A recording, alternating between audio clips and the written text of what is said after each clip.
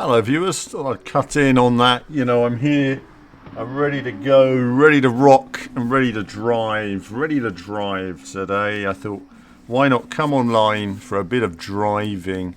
I did a quick stream test at the weekend with some retro gaming on my Twitch.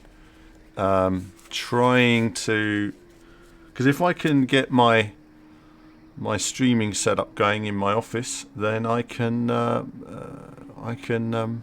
stream 5 days a week at least, with all my streaming. It's just at the moment I can't do that because of situational setup, which is an issue. I'm just going to chill for a minute until a few viewers get here. What are we looking at today? This week's weekly races. Not looked at obviously what everybody's doing in terms of lap time, but 2 minutes 14. So we managed 2:17 the other day, didn't we, in our Ford? But now we're in a different car. Trying to wear my trainers when I race today to see if my feet can just maintain some temperature. Got to get those slippers that Key mentioned the other day. Get the old slippers, because I need some racing slippers for sure. My feet just get way too cold on the pedals. So we'll see. Adam's here already. Hello, Adam. Welcome to an afternoon session. I hope some of you had a nice bank holiday break. And you've enjoyed your Avengers by now and your Game of Thrones. Staple of any natural life these days to have watched the new shows. And at the moment the viewers are just flying in. It's a quiet time of day, isn't it, when I do these afternoon streams? Normally my viewers are on in the evenings, but I'm out this evening, so on a Tuesday. So I've got to work on the streams in the afternoon. It's been more fun doing a stream sometimes than doing videos. I mean, obviously, used to spend a lot of time video editing, but I've kind of cut that down now because I want to do more streaming and do some weekly races and stuff like that. Let's just have a look at what the setup is for this car and this track. So we've got medium tyres. Let's go medium, because medium is just the only way on this track, isn't it? We learned that in the race just last week. Oh, hang on a moment. Oh, and it's not the track I thought it was. It's backwards. I mean, it's forwards. It's forwards. No, it's backwards. Right, okay, that changes everything. There was me thinking, I know how to do this track, and now I've got to learn the track from scratch. Got Liam here. Hello, Liam. Do you know what? We're going to have to take the trainers off. Taking the trainers off because we haven't got time to muck about with trainers, have we? We've got to get on now and learn the course. Learn the braking zones. Not key now. Backward tracks, then. Is this backwards? I assume it is backwards. This is the reverse version of what we were doing the other day. No idea where the braking points are. I'm playing a bit of Gran Turismo. I might play something else in a bit. We'll see. It's funny when you watch the top guys, they're so good at this track. On another level, basically.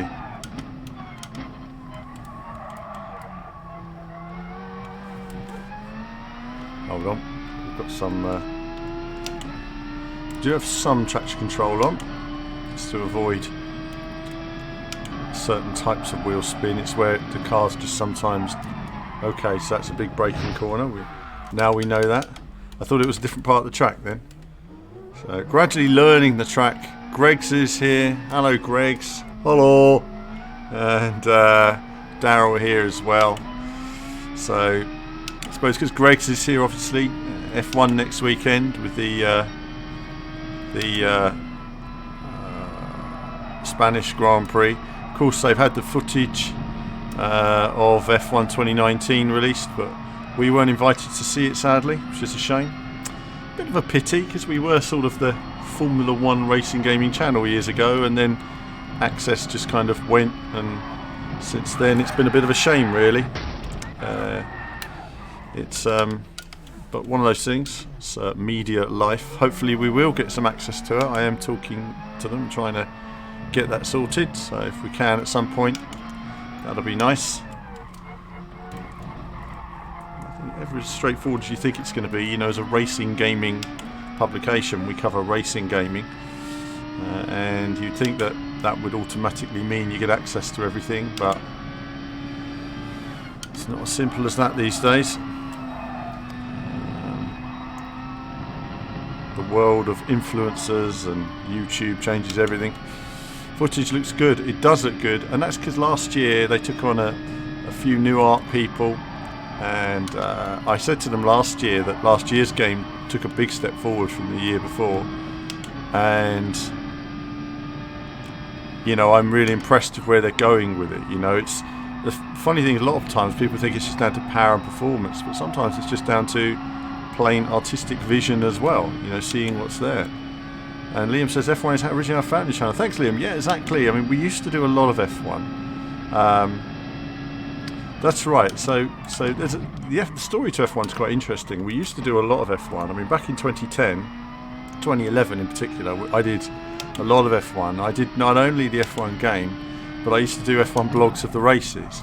And then in F1 2012, I basically didn't get access to the game. I got no access. So they just decided that, which was to me was really upsetting on a personal level, because I was a big fan of F1 and I couldn't understand, given how much awesome content we gave to F1 2011, how could we suddenly not be worthy on F1 2012? And so then 2013 we were invited back again, but we'd lost the flow of our audience. You know, other YouTubers had stepped in 2012, and then 2014 I was a bit busy at the time, but they weren't giving much away.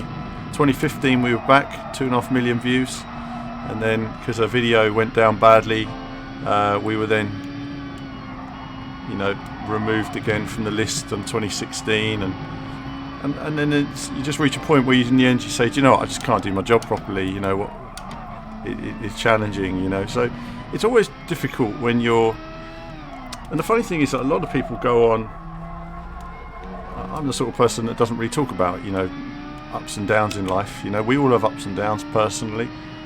You know, as a professional publication, I don't say when I've had a bad day. I just get on with producing work. You know, sometimes on the streaming you see it more sometimes, because I have a lot of stress behind the scenes sometimes. Sometimes the streaming thing is not practical for me to use. It's very unpractical for me to use the streaming setup. You know, it's not practical in my house, and you know, I'm sure a lot of you agree with that. You know, you don't have much space, other stuff is going on, and it's a stressful thing. But at the same time, I've liked the streaming because it means I can just, I wouldn't say completely be yourself. You can never completely be yourself, because like, I swear constantly when I play games. All right, if I was playing this normally, I'd be swearing my head off, because that's just the way I am. Probably bad jokes that just whatever could be misconstrued or something, I don't know, and I just end up swearing a lot at the screen and just having a go at it, and that's me. I don't take any of this too seriously, but yeah, I'm personally a fan. Do you know what I mean? It's not like I do this just because it's just a job to me. It's more than that. It's my passion. It's what I've done all my life. You know, 25 years I've worked in video games this November. 25 years, and it's been an interesting journey, I can tell you. So that's okay, Jonathan. Good to see you back. Yeah, I mean, listen, it's not easy. I mean, I'll tell you what, running VVV these days is a lot more difficult now than it was a few years ago. And I suppose because of my own personal expectation of where I'd like to be as well. It's been great to have had a proper team by now. That was always my vision. Not just me on my own doing Gran Turismo, but you know, having like 5 or 6 guys, one guy doing Forza, one guy doing iRacing, you know, and then being able to bring that team together and challenge each other to various different races and stuff. That was my original vision. And then I thought, well, why don't we get other YouTubers involved, you know? So I set this page up on the website where other YouTubers could set up their page, because they don't have websites and they have YouTube channels. But that didn't work either. Not enough people wanted to put any time into anything but their videos, which is fair enough. And so you just end up just doing your own thing to an extent, and then just saying, well, you know, I can't do what big publications do, who have got like massive teams of people. So I'm just going to do my thing, and that's just me doing Radio Alan, talking to you guys and giving you authentic racing gaming coverage, and that's the best I can do. And I lost all that time on the final corner then, typical. Still a long way off the pace though. I was doing much better the other way round, wasn't I, of the track? I learnt it the other day really quickly, and today I'm really struggling. I should concentrate more really, but I'm just enjoying the driving right now. I don't think I'm going to be competitive on this course at all, frankly. It's weird, isn't it, how you can learn a course in one direction, and then when you start doing it backwards, it's like it doesn't compute with your brain. That's the funny thing about these racing games.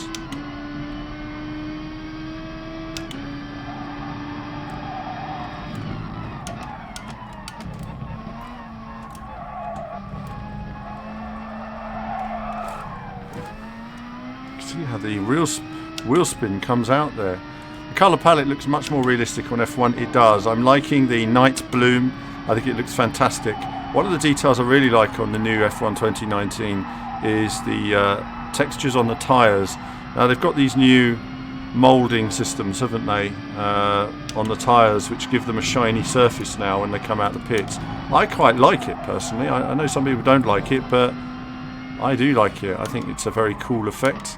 But what it's really interesting is when you see the difference of the shiny outside and then where the camber is on the tyre, and the sort of worn bit coming in, and you get that very fine line where the tyres are set up to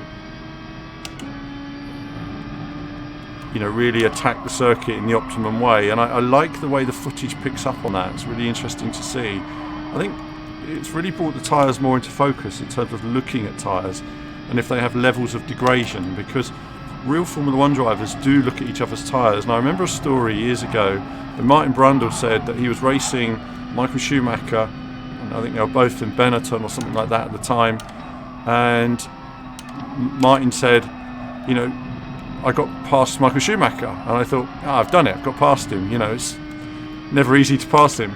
And then it turned out Michael just dropped behind Martin just to look at his tyres. He just went to the state of the tyres because he was thinking, what are we doing pit-wise?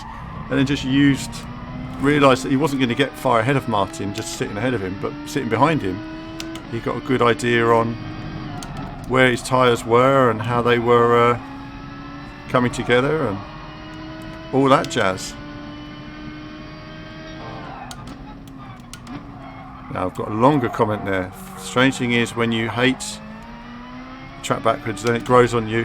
Yeah, I mean, sometimes it does. It's like a different track. Sometimes it doesn't compute in the mind, does it? Here I am, I'm 3 seconds slower going backwards than I was going forwards, and it's... I've got it wrong there, haven't I? I had that problem with that corner before, didn't I?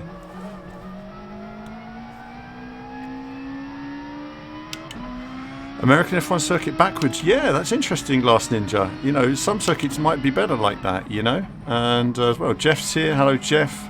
And let's see.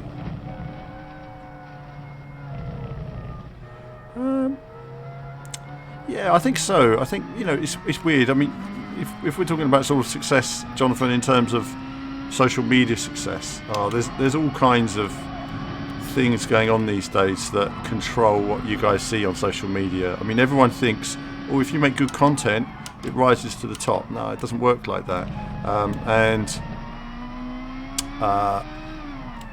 Lots of examples, but if you've ever looked at YouTube for a second and suddenly YouTube starts showing everybody the same video from a few years ago, it's just where the algorithms decided that today you need to see, I don't know, for me, YouTube started showing me footage of ships crashing into shores, old ships crashing into ports and shores.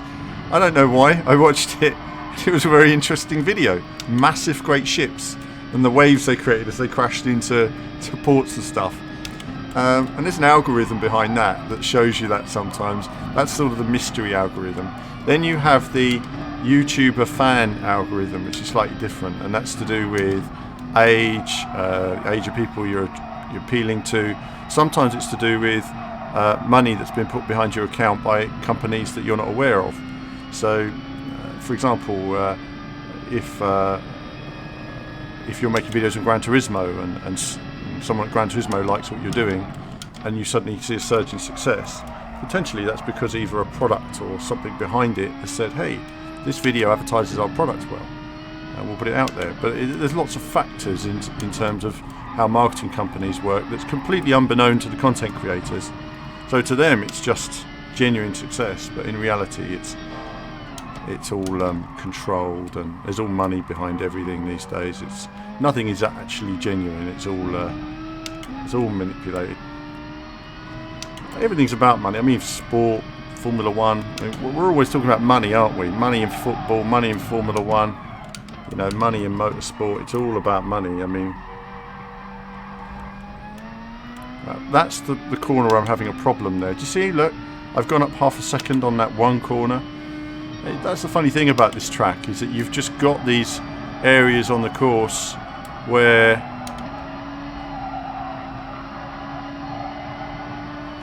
hold on, concentrate for a second there.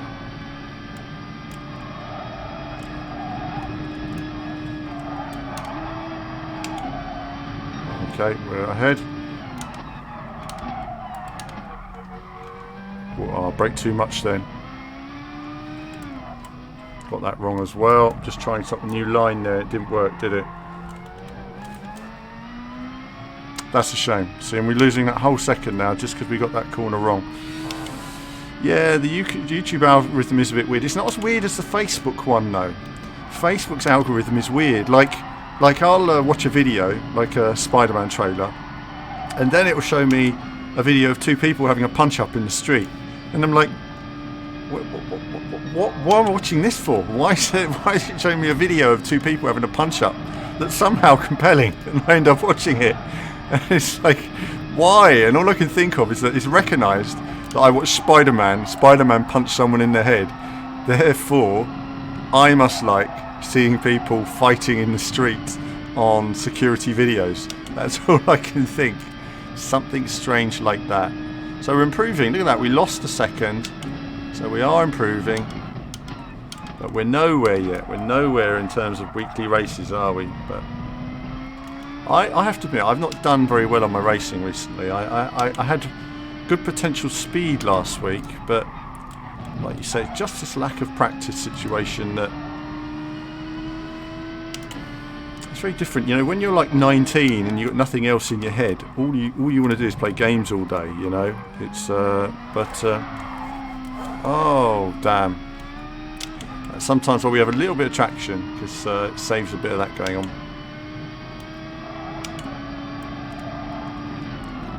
Okay.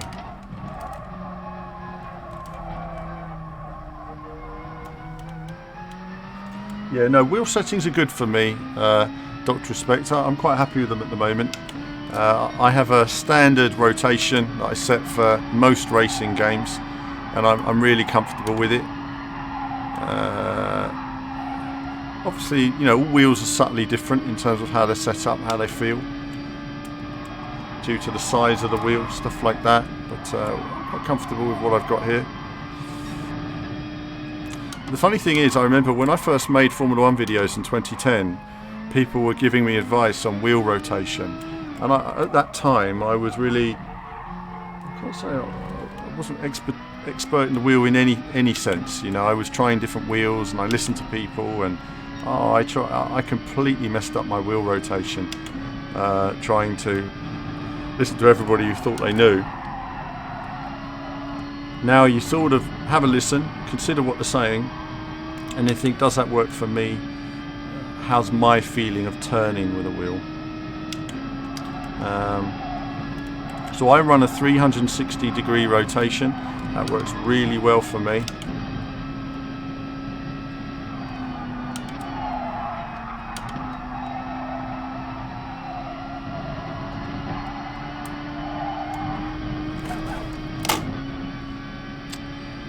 Come on. Beat him, scum. Done him. Good. Scumbag. Trying to beat me into the final corner. Who does he think he is? Who does he think he is? Oh, getting good traction. Milestone, bring Evolution GT2.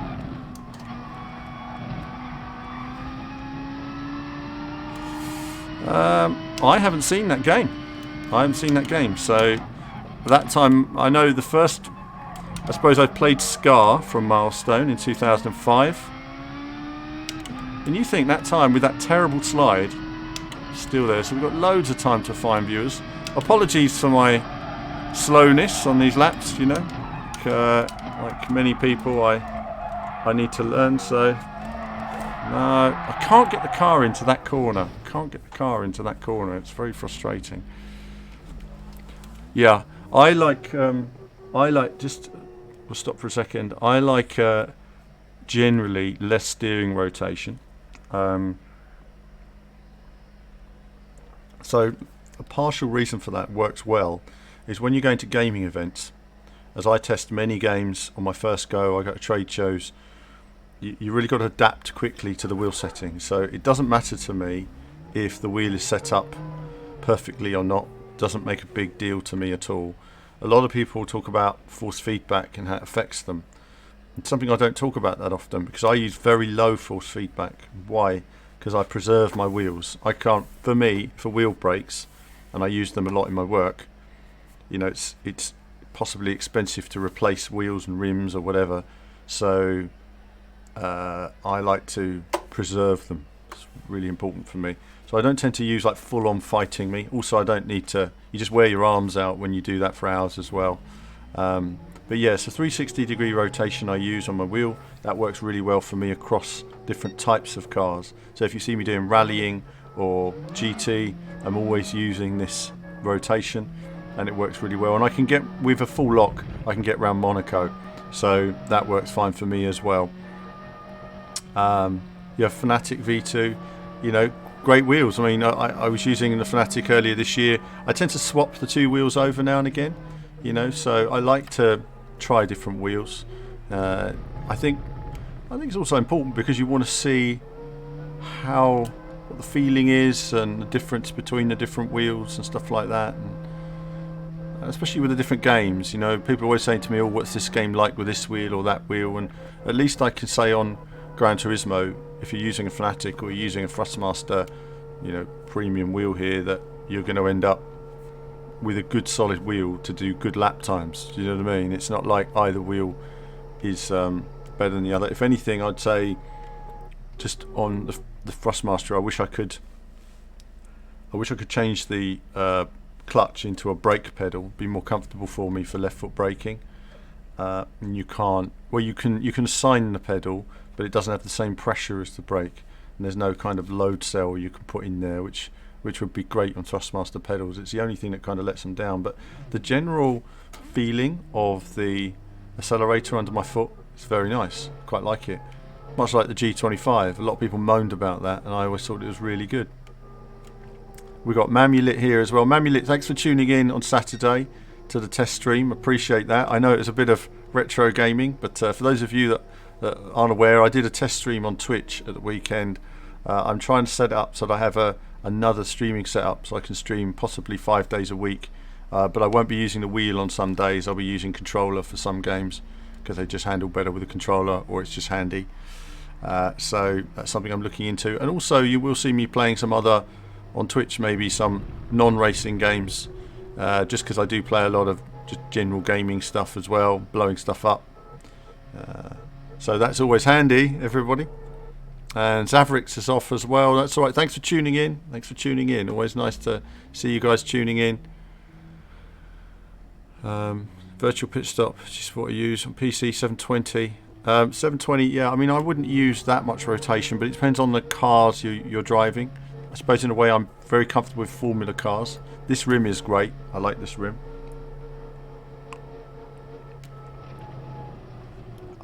Just chill in for a moment. Chill in before we do some more laps.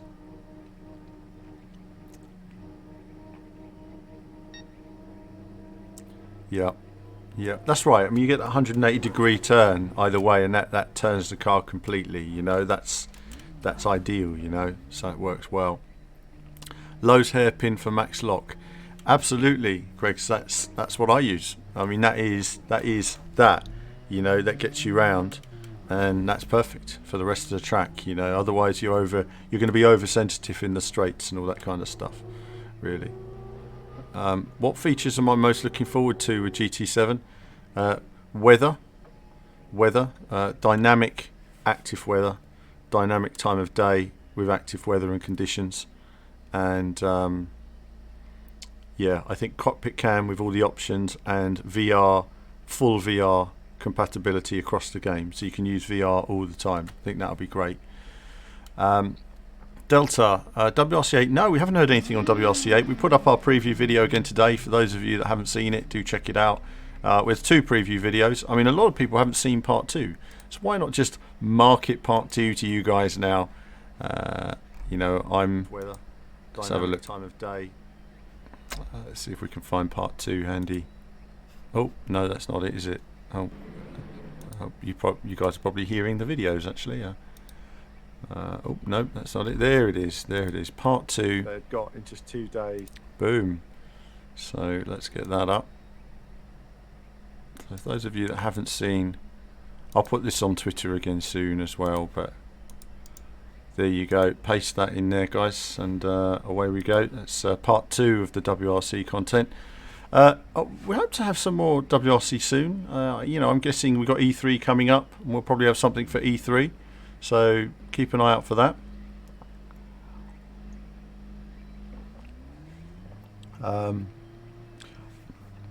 I don't think they'll get rid of the sport mode, Mamulet. I think it's going to be key to the future of Gran Turismo brand to keep it. Hi Antonio. Hi Alejandro.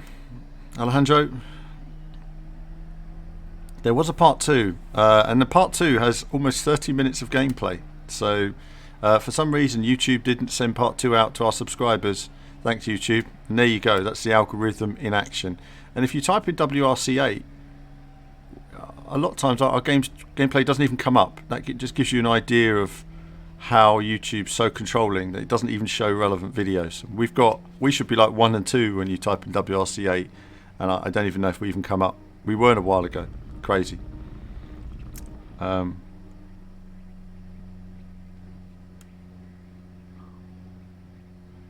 you heard anything about GTR 3 Last Ninja? No, but there was a tweet that the GTR 3 developers were at a development show a while ago talking about various tech. So we know it's still in development. We might see something at E3 or Gamescom. We were expecting to see something by now, but it's kind of gone quiet. Have I tried Virtua Racing on Switch? Excellent port, RBC. No, I haven't. I'd like to try it though, because I love Virtua Racing, but I don't have a Switch at the moment. I might get one at some point.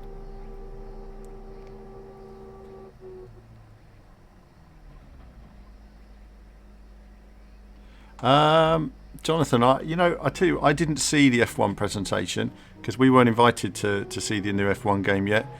When I do, and I chat with the developers and I play the game, I'll have more of an opinion. But I take so many opinions now with a pinch of salt that people say on games and films and everything else these days, that until I play a game myself, I say, do you know what? Let's look at the videos. Looks good. Now let's play it, and we'll go from there. But given that, David Greco's done good work, developed every year. I mean, I wasn't keen on F1 2015. I mean, I actually have these conversations with the guys. There was too much rear wheel spin. There was too much opposite lock all the time in corners. Every year they're getting a bit more subtle, a bit more refined in terms of the feeling of grip and how you want to drive. I'm more of a smoother driver than aggressive, so you'll see that in my driving style. So we'll wait and see what F1 2019 is like. GT7 could be more Forza Horizon sequel. Who knows where they're going with GT7? It feels like it needs an evolution, doesn't it? But at the same time, you still want to connect it to the GT Sport online mode, because you don't want to split your user base, do you? You don't want everyone, GT7 online lobbies and GT Sport, and then all the lobbies are sort of,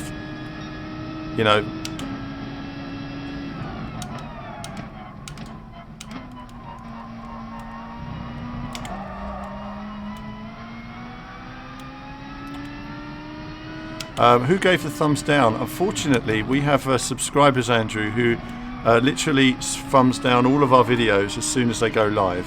Every stream, every video that we produce gets a thumb down within 10 minutes of going live. So it's been like that for years. So it's just one of those things, unfortunately.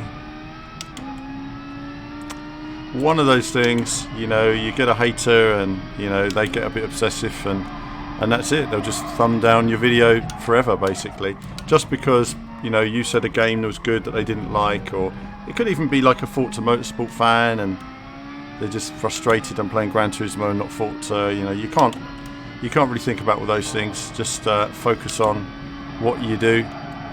I think the problem with the whole thumbing system is that it is anonymous, and it would be clear to everybody if they could see, oh, it's just one person who's just an anti fan. So we've got loads of time to find on this circuit, haven't we?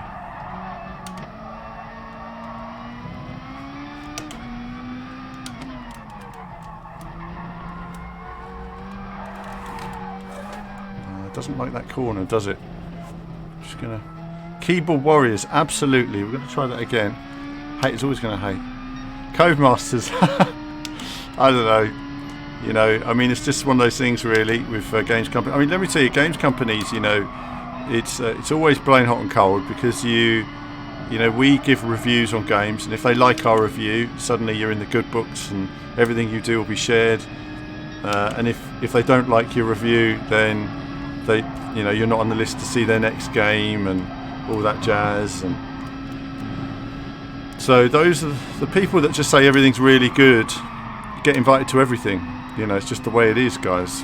And if you have any opinion, then you just, you know, that's that, really. So I just say fine. So when people say to me, oh, why do you cover this game all the time and not that game, it's like, well, don't get invited to see it or play it, whatever. And does that? And then what? Does it affect your enjoyment of the game? It kind of does sometimes, you know. If I feel like we've been sort of utterly snubbed, sometimes it does affect your enjoyment of the game then, because then you think, oh, you know what? By playing this game, even though I enjoy it, playing it publicly, all I'm doing is promoting it for a company that doesn't like me and actually is treat me and Kevin really badly. So I'm not having that. I'll just play something else then. And so at least if I play Gran Turismo, it doesn't benefit anybody, does it, really? I mean, Sony don't care. So we just get on with it these days. Me, well, I just keep doing my straight talking. Just keep doing my straight talking. That's all I can do. Gamers are, yeah, I'd say gamers are more sensitive in different ways to how they used to be. And I remember doing these memes a couple of years ago now and had a few angry responses from people when I was saying, like, gamers 1991 would be like, oh wow, look at Super Hang-On, looks amazing, best graphics ever. Gamers 2014, oh no, game's rubbish because the shadows under the biker's armpits look rubbish. And you just think to yourself, really? Is that really what we're looking at now? Could have carried more speed through there then.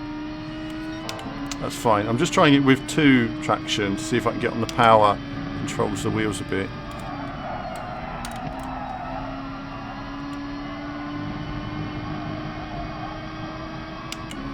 Okay, a bit more speed through here then. Let's just finish this lap.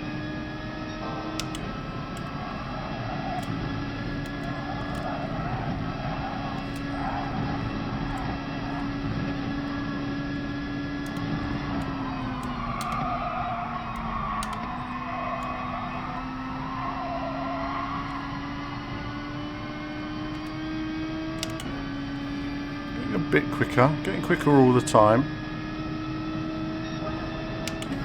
Still a way to go yet.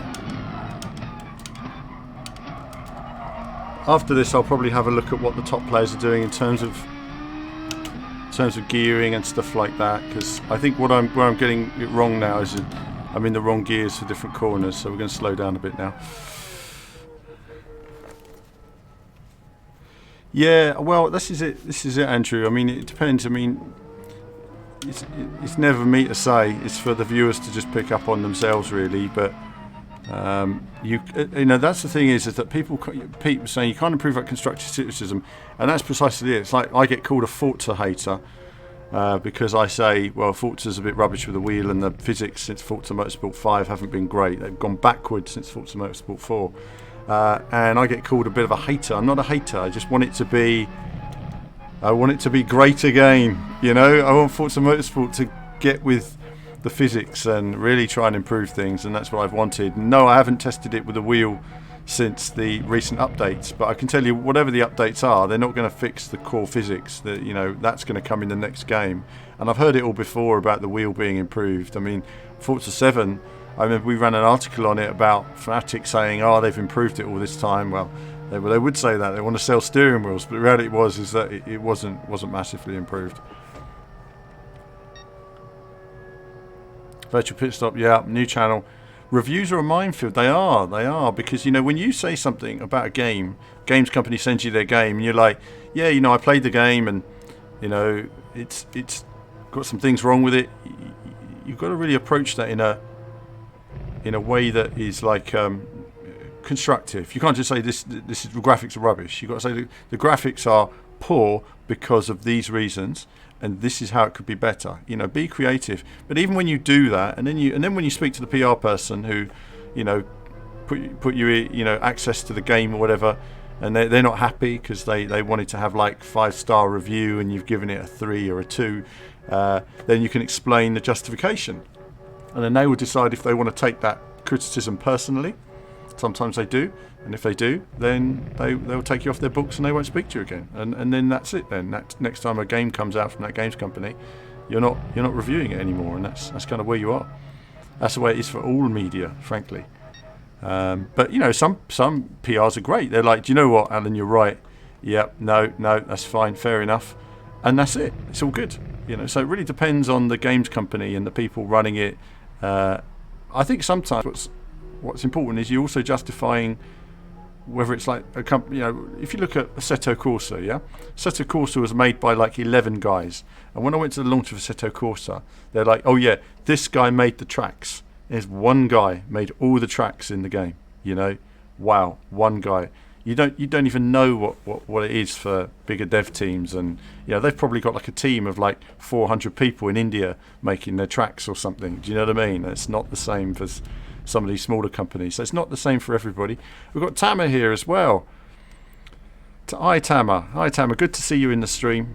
Better than any other GT game in recent years. Do you know, it's all here. It just doesn't have the full GT one-player package. That's the one thing we don't have here, is the one-player package.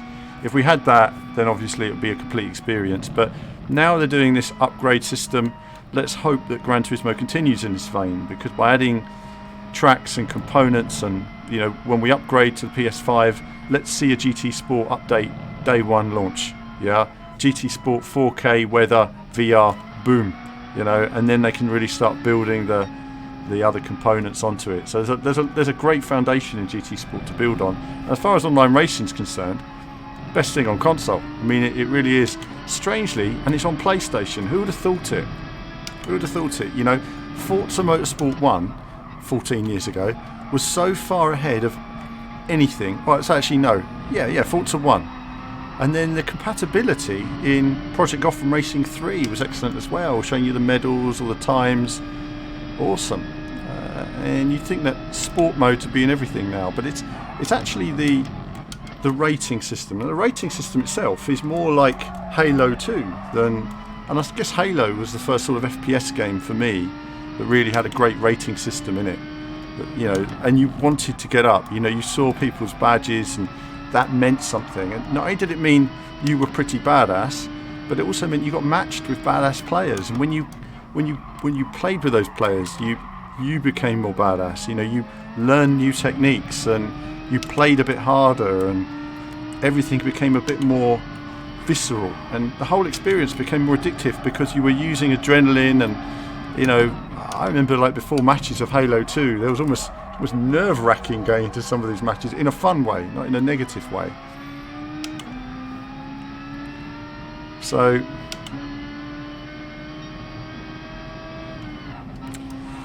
Yeah, I mean, Assetto Corsa Competizione is looking good.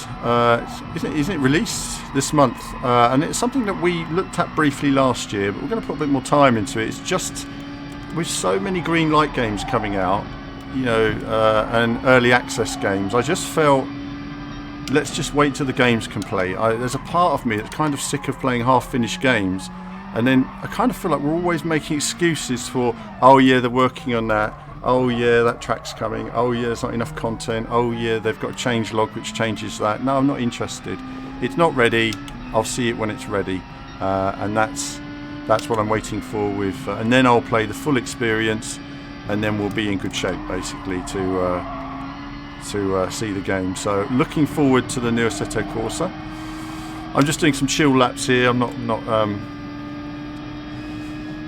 But yes, one-player gaming on Gran Turismo is essential, and you know, like you say, then. Oh, I haven't got the lights on, have I? Let's turn the old lights on. Let's blind myself, shall we, with some LEDs?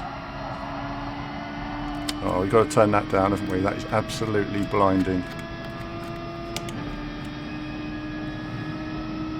Make it look a bit more fun, like the wheel is a bit more expensive.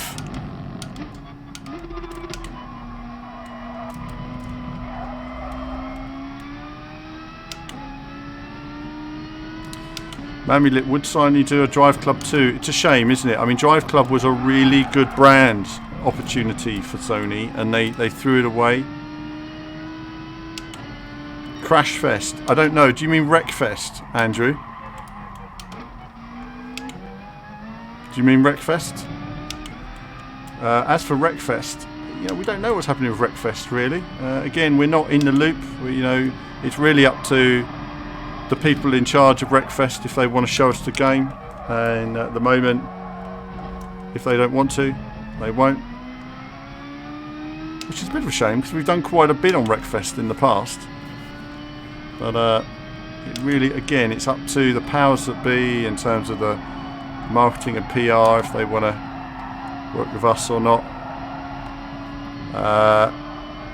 And we'll wait and see. I mean, I spoke to them 6 months ago and they were working on, and the game was effectively done. It's just that what was the issue? Frame rate. They wanted to get the frame rate up nice and smooth on the console versions. Real understeer through there, isn't there? Car just skips out wide. Drive Club was great, but it wasn't great at launch. You know, we have to remember, we look back at these games with rose-tinted specs and say it was good, it was good. It wasn't. It was pretty poor at launch. And the version I played a year before it came out was dreadful. I mean, it was just, graphics were terrible. It was all over the place, and it really came together. I mean, half the online modes weren't in there. You know, it really took a while. But I'm a big fan of the Evolution team. I'm a big fan of Paul Roschinsky's work, and I've gone wide, scum. And I've got to concentrate on this rather than read some of the comments sometimes. But yeah, no, I mean, on release it had a lot of issues, but you know what? They worked on it, and 6 months after release, it was brilliant. It's one of those situations where you think, damn. If only could have been the release version. Drive Club would have had a different, potentially would have had a different outcome. Do you know what I mean? But just change the braking a little bit. We don't need it that far forward, do we? It'll probably kill me in the race. I'm just cruising here, just doing some laps while chatting. Today I'm not doing any racing yet. Racing is stressful and focused. Racing will make me angry. No, it will if I'm crashing off all the time, and I'm not understanding these corners. As soon as I understand these two corners, how best to do them, I should look at the top players and then I'll know what gear. Well, essentially, I mean, we don't need a PS4. Oh, PS4 Pro update, sorry, for Drive Club. Just getting you there. Yeah, I mean, it would have been nice, wouldn't it? Even for the VR. I mean, Drive Club on VR is great. It's just too blurry. But other than that, it's amazing. I went wide. Big lift. Again, this is the other corner I'm really struggling on. I don't know.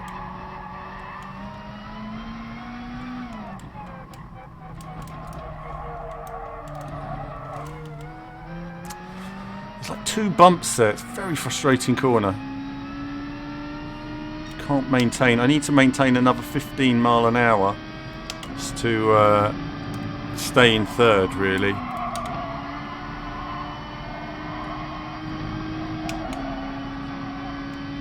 Maybe stay in fourth a bit longer there.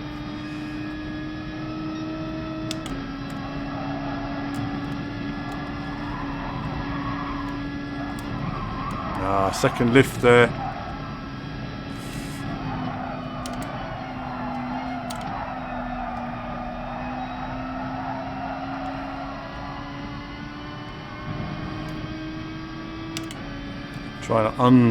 You try unloading the steering wheel into the corner. Try reducing the resistance.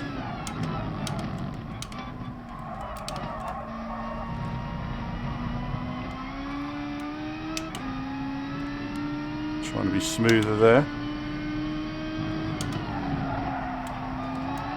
Oh, and then we mess it up. Still managed to stay ahead slightly.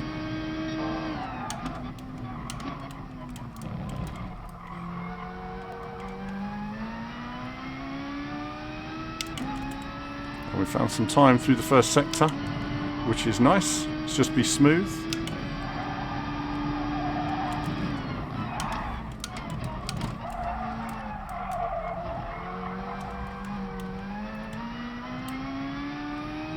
Lots of time through the first sector there. Still a bit struggling on that corner, aren't we?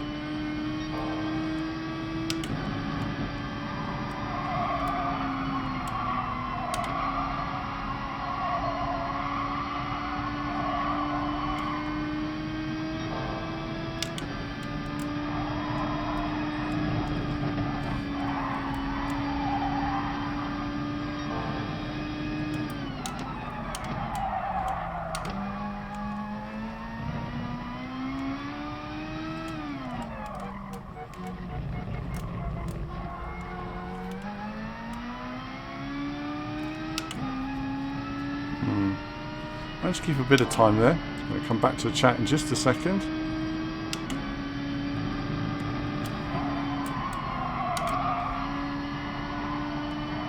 Let's hold it in fourth this time. Okay. That'll work better. A bit understeer there.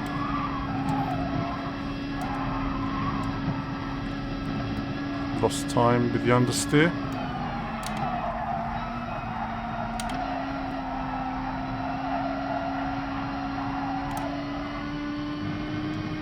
A bit of improvement.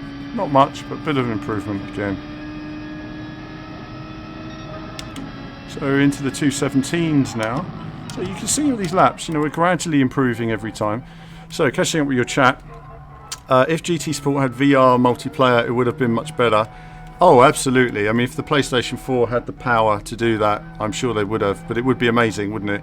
I think also when you have more power, they can do a lot more anti-aliasing, they can improve lots of elements in terms of the resolution and how you see it. They can really maximise those 1080p screens, which right now PS4 doesn't. It just doesn't have that kind of performance. So PS5 will have that, and that's great because it means you start PS5's life with an installed base of, you know, whatever, 2 million units. That's great in terms of an installed base for a VR company. And I think when you see more support for VR, then you'll see a new 4K headset come out. If they do 4K headset, I hope Sony go for a premium 4K, because, and what I mean by that is you know, you're going to need a £600 headset with a second CPU for the other eye, because then you could power 4K per eye. That would be amazing, wouldn't it? Wouldn't that be amazing? But I don't know what the memory implications would be on that as well, so there might be that. But I think with some kind of performance for that other eye, that would mean that you get much higher resolutions and you maintain more detail on a 4K screen. I don't know whether forms of checkerboard rendering work in VR. That's an interesting one. I don't know the answer to that. Project Cars 2 are very easy to slide. They are. It depends on the car though, doesn't it, with all cars. Greg said SMS abandoned Project Cars 2 a year too early. I think they, to an extent, I think they announced Project Cars 2 too early after Project Cars 1. I mean, they announced Project Cars 2 something like 4 or 5 months, maybe, not even that, 3 or 4 months. And then Project Cars 2 came out with lots of problems and bugs and stuff like that was essential. It was a more solid experience. And now when one day when you have Project Cars 3, first thing people are going to say is going to be, oh, what are the bugs? What are the bugs like? Well, I don't know what the bugs are like, because you don't really know what the bugs are in a game until it launches, until it goes online, until a million people play it, and then suddenly all these little things people find, that bring it to a standstill. Suffice to say, if it's not well tested and it's another bug fest, it's just going to kill the brand entirely. I mean, its brand has been hurt anyway, so we'll see on that. Let's see. Delta, I missed what the conversation was there. Early version of Gran Turismo HD had both motorcycles and cars. Okay, yeah, so we're going back to... there have been various ideas for Gran Turismo. I mean, Gran Turismo 2000 was like kind of a GT Sport without the online modes. It was going to launch on PS2. That never made it out. Then they talked about introducing bikes. I think bikes right now I don't think they would suit in the Gran Turismo world at current. I think it's all about cars at the moment. Bikes are difficult things, and I think it would be good for Gran Turismo to, if they want to work on that, produce a Tourist Trophy brand, and if they wanted to do a Marvel crossover at some point, then they can do that. They can do that, but it's definitely interesting. But bike handling is something very difficult to get right. Wayne's here, late to stream, no problem. Way to go yet. Yeah, I mean, absolutely, Delta. They have Paul from Evolution, and those guys are capable. Whatever went wrong with Onrush, who knows? There's an idea there, wasn't there? But it never got fully executed. Whatever went wrong. Absolutely, the AI, Rene, is very poor in Gran Turismo Sport, and I wonder why it's so poor. Really, I mean, every single game, even on the hardest AI, it doesn't nearly compete with players. It's just not hard enough. You're in the lead, and it's all designed around 5-lap races. One thing I don't understand about Gran Turismo is all these short races. But Tourist Trophy was absolutely. So Polyphony did a great job with Tourist Trophy on the PS2, but I think people sometimes have rose-tinted specs. There's a lot that was good in there, but these days people expect a lot more in terms of physics and detail. And it'd be a big challenge for Polyphony to get it right. They've got the graphics, they've got the potential. They just need to pull it all together. But if you think about how long Gran Turismo's taken to develop, it would take a long time for Polyphony as well. So Gran Turismo Ride, yeah, absolutely. Ride 3. That's what Ride 3 should have been, really, shouldn't it? I mean, Ride 3 should have been Gran Turismo of bikes, and somehow it kind of dropped the ball last year, Ride 3. It's strange. I don't really know where Ride 3 went.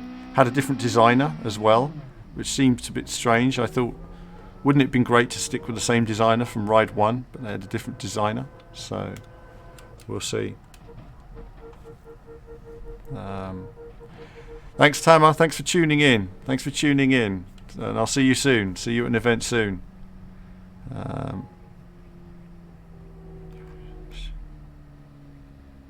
I hope so, Jeff. I kind of wish there was an AI that simulated the pace of human players more.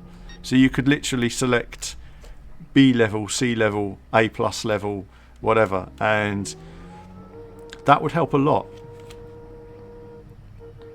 That's right, Wayne. Graphics do look awesome in F1 2019. They've got good artists. They did a great job last year, and they've done a great job again improving on it. Really good work from Codemasters in the graphics front, and I just look forward to trying it out one day when they let me.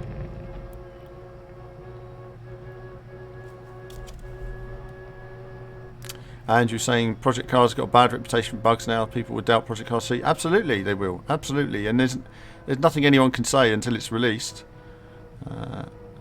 I wonder if Project Cars 3 is as ambitious as they say it's. I'm sure ambition is fine. I mean, Project Cars 2 was incredibly ambitious, wasn't it? But unless you actually deliver on that ambition all over, I think it was great what they did with Project Cars 2. I think there was a good package there, but it wasn't quite all it could have been. So that's fine. Things will change in the next console restoration. We'll wait and see. There'll be, like you say, a lot more memory, a lot more power, a lot more will be possible. Thanks, Delta. Thanks for tuning in. No pedal cam.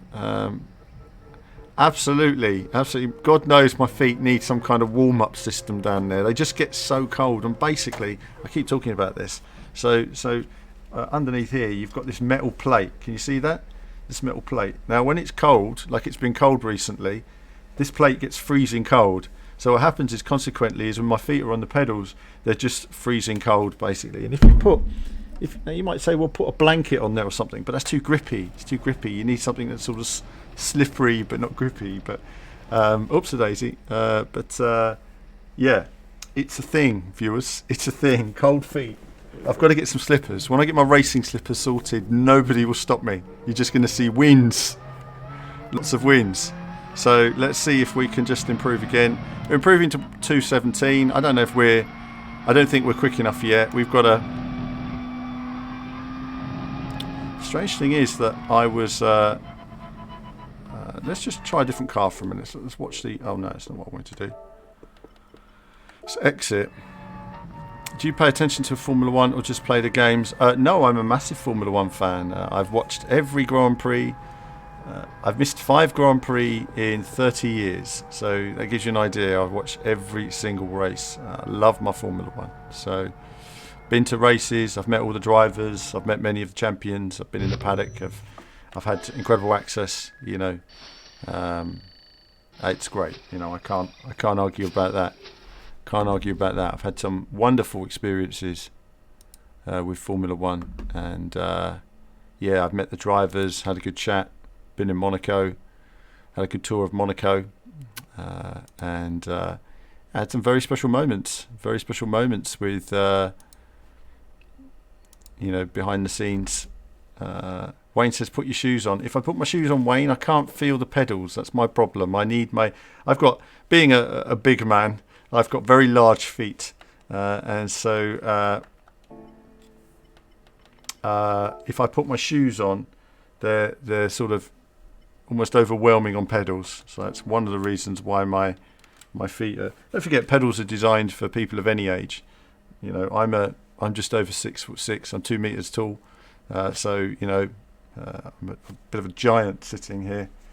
Packed. I mean, this is where people's heads are meant to be, in the seat. When you race this racing seat, this is where people are supposed to be, here. Yeah, this is where most people play racing games from, here.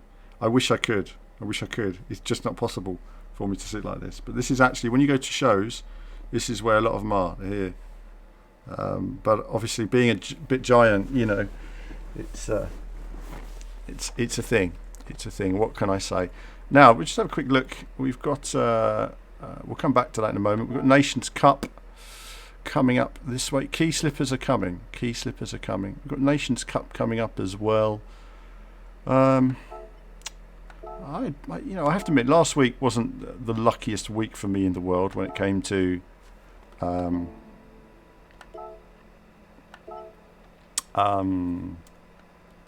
let's use this one. I'm not very good at this track. This is one of my issues here. Is Super uses too much fuel. Right. Thank you, Michael. Yeah. I mean, I might just choose a different car entirely.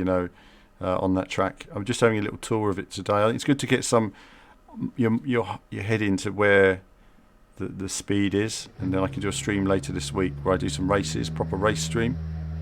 But yeah, so Formula 1.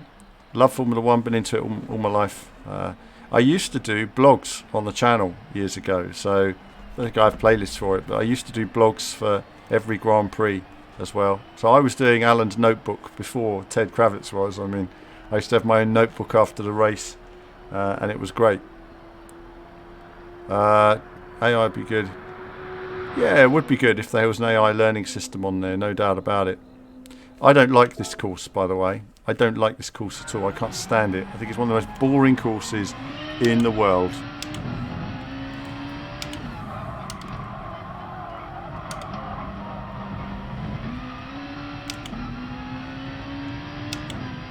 But we're just going to cruise round. We're going to be like, again, well off the pace. Heel toe big feet is impossible, Philip, on this rig. It's impossible because my knees, there's a bar preventing my knee doing it. And very rarely do we have... Well, okay, those cones are a bit forward, aren't they?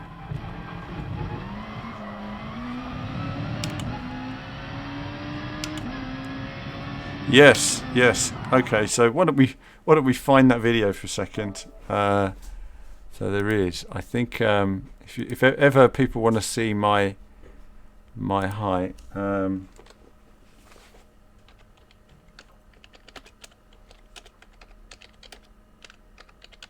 this is a good video that from a few years ago now. Don't film me getting out. I don't often film my real driving stuff, but someone filmed me getting out of a car there. So if you check that out, Wayne says the amount of time the funny thing is, Wayne, is that I just don't like this track even in the daily races. I did it in the early daily races, and I didn't like it at all. But yeah, it doesn't take long. It doesn't take long to learn it. It's just the fact that I don't play it very often in terms of daily races. I mean, in actual fact, it's actually easier to drive from this viewpoint as well, because you get a much better view of the circuit.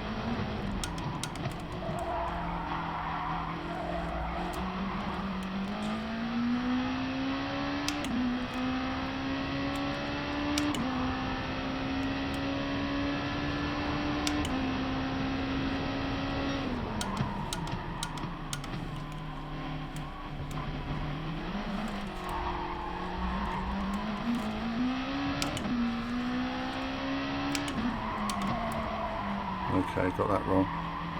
Takes a while to zone myself in again to this track because it's a horrible track. I don't like the corners on it.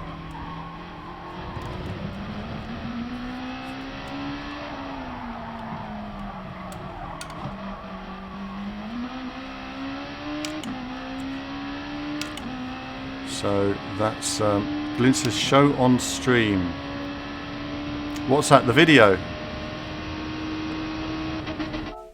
What's that? Glyn, the video of me getting out the car. I suppose I could show it on the stream. We could do, couldn't we? Let's see if we can. See if we can. See if we can.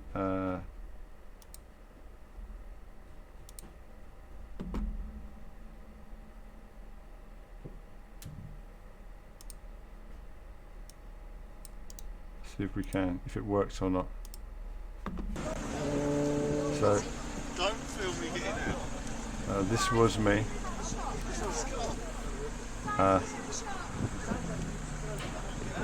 So this was. Let's get rid of all this. I can't. I don't know how to do it on here. I can't move the ads. But that was me. But obviously, when I stand up,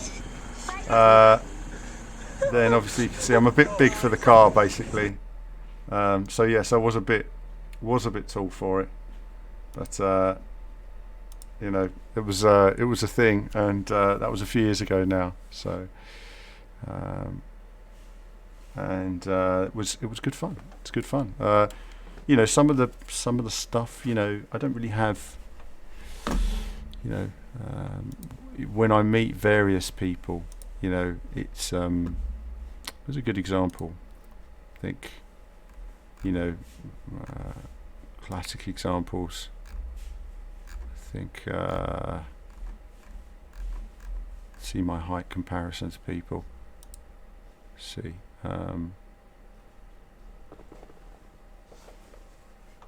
we can show something like.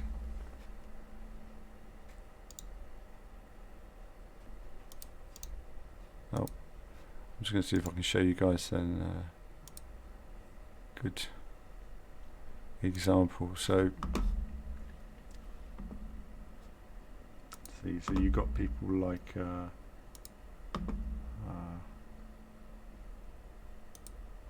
let's see what we got. Here we go. It's a good example, like my height when I was interviewing Noel Edmonds or something. You know, obviously I'm a bit tall, and things like that are like a bit unusual. Obviously I'm a bit tall compared to Noel Edmonds. That was you know, stuff like that's good fun. You know, it's I think I did I think I showed recently on Twitter when I was a good example. I think this is a good height. This is a good height example. This is a good height example here, actually. So I don't have pictures of everybody in F1. Basically, when I did all my touring years ago, I lost a lot of the photos. Got deleted, sadly.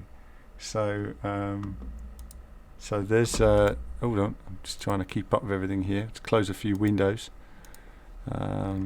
So, and Mamulet's got to go. Thanks for tuning in. That's fine. And so yeah, catching up with Noel was quite a funny one. I think when you have I don't know, I'm actually taller than Toto. So there we are. Oh, there's a bigger photo. It's Toto Wolf. I was catching up with him. I'm probably one of few people who's actually taller than Toto when I caught up with him as well, which was funny. So you know, that was pretty cool.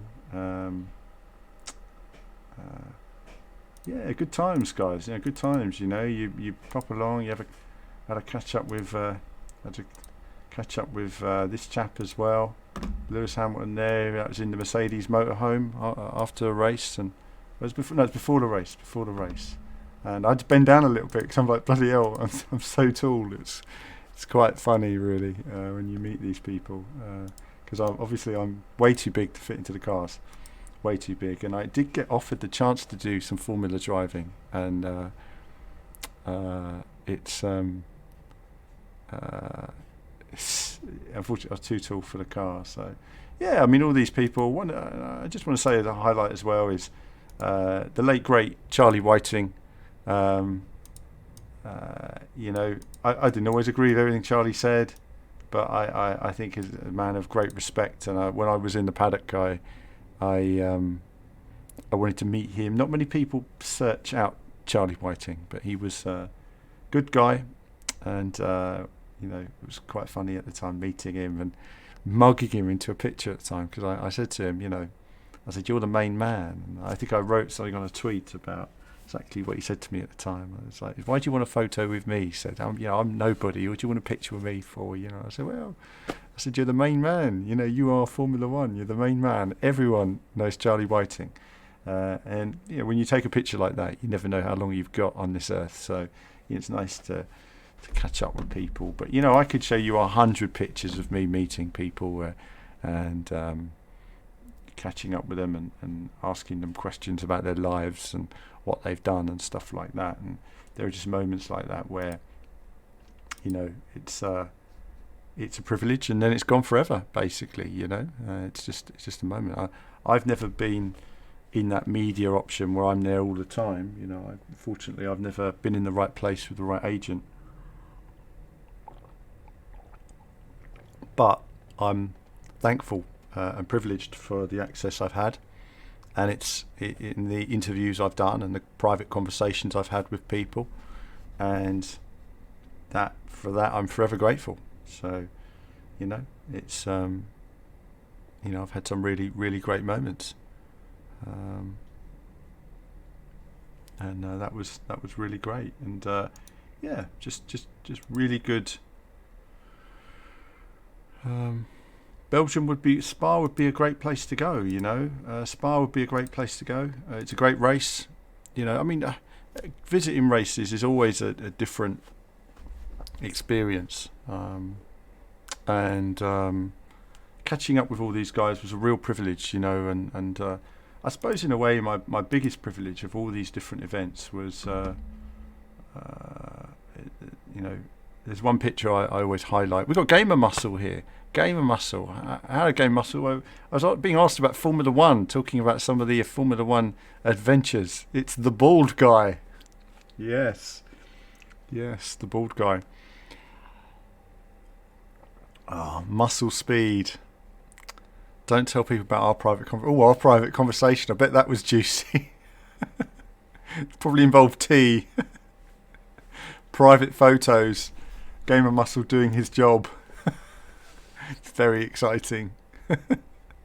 Good to see you here. I always enjoy your Twitter antics. It's always good to see, actually. And so, so these access to pits and paddock are always a privilege for me. I don't have amazing access or anything like that, but all these different pictures on the adventures have been amazing. Actually, one of the nicest people at the time was Daniel Ricciardo, actually, and he was a great guy to chat to when I was doing this bit on a book there, and he was great to talk to, and really nice guy. Of all the people I've met in motorsport, I'd actually say Daniel Ricciardo is one of the nicest people I've ever met in terms of drivers and how much time he had for everybody.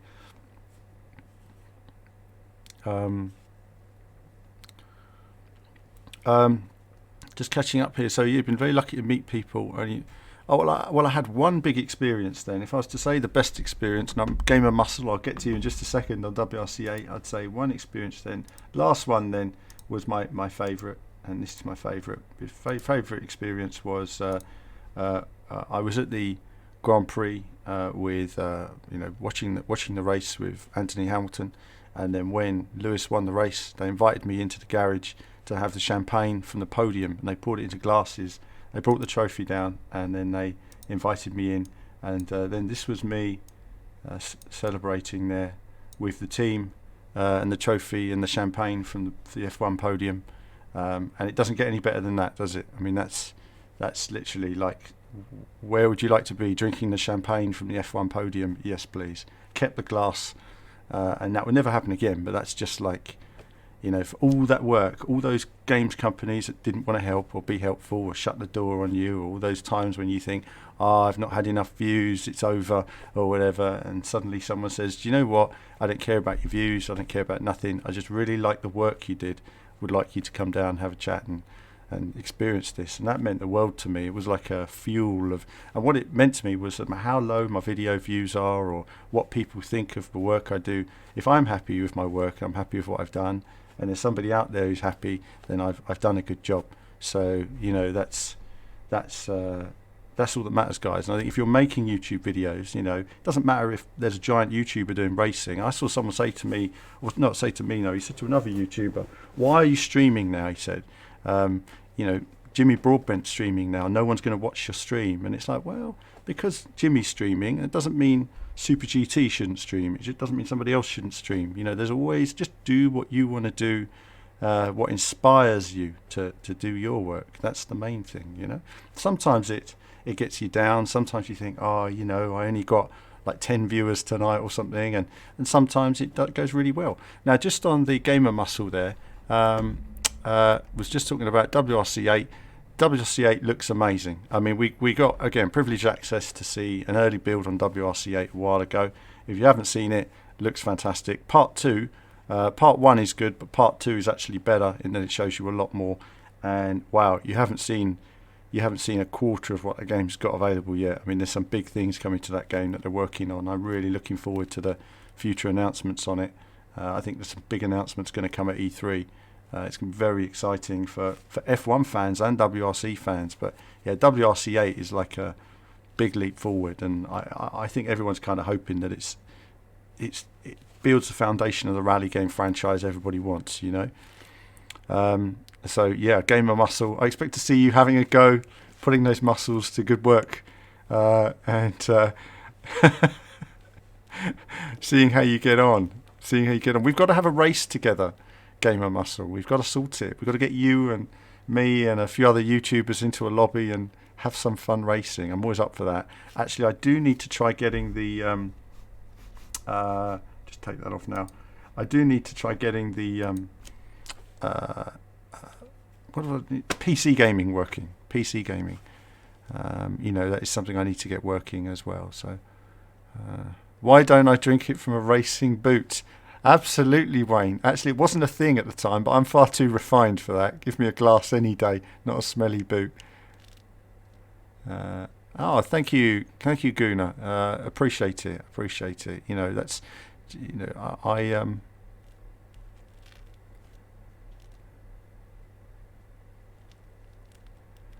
Well, Greg's quite right. This is the problem: is you've got to make the videos on the games you like. I mean, don't get me wrong. I did a stream this weekend on Twitch, if anyone saw it, and I want to play some non. Brilliant! Yeah, that would be great, Game Muscle. My big problem with PC gaming right now is I'm trying to get streaming working so that it runs. But when I play iRacing, I've got an iRacing account set up. I've got iRacing. Maybe you can give me some private tuition on iRacing to get set up again. I've not been on it for years, but I've got a terrible frame rate when I stream, so it's just like not playable. Basically, it looks better on the stream than it does on my screen, which is weird. But obviously, as you know, I get 20 frames per second on iRacing on my screen, even though it says 80 frames on the stream, which is weird. But I'm hoping that we've changed some settings to fix that. So that's sort of Super GT has improved. Be better than Key. Absolutely. No, absolutely. I drink large amounts of liquid. If you watch my stream, you'll see me get through like 3 pints of water basically and a couple of cups of tea. No. Boot does not hold enough. No, absolutely not. Absolutely not. I need a man-sized boot anyway. Proper man-size. No, as you know, I'm a growing lad. Gamer Muscle, still growing, and I'm a growing lad. What can I say? I need that nutrients. Not the guy to ask. No, I'm sure you are. I'm sure you are.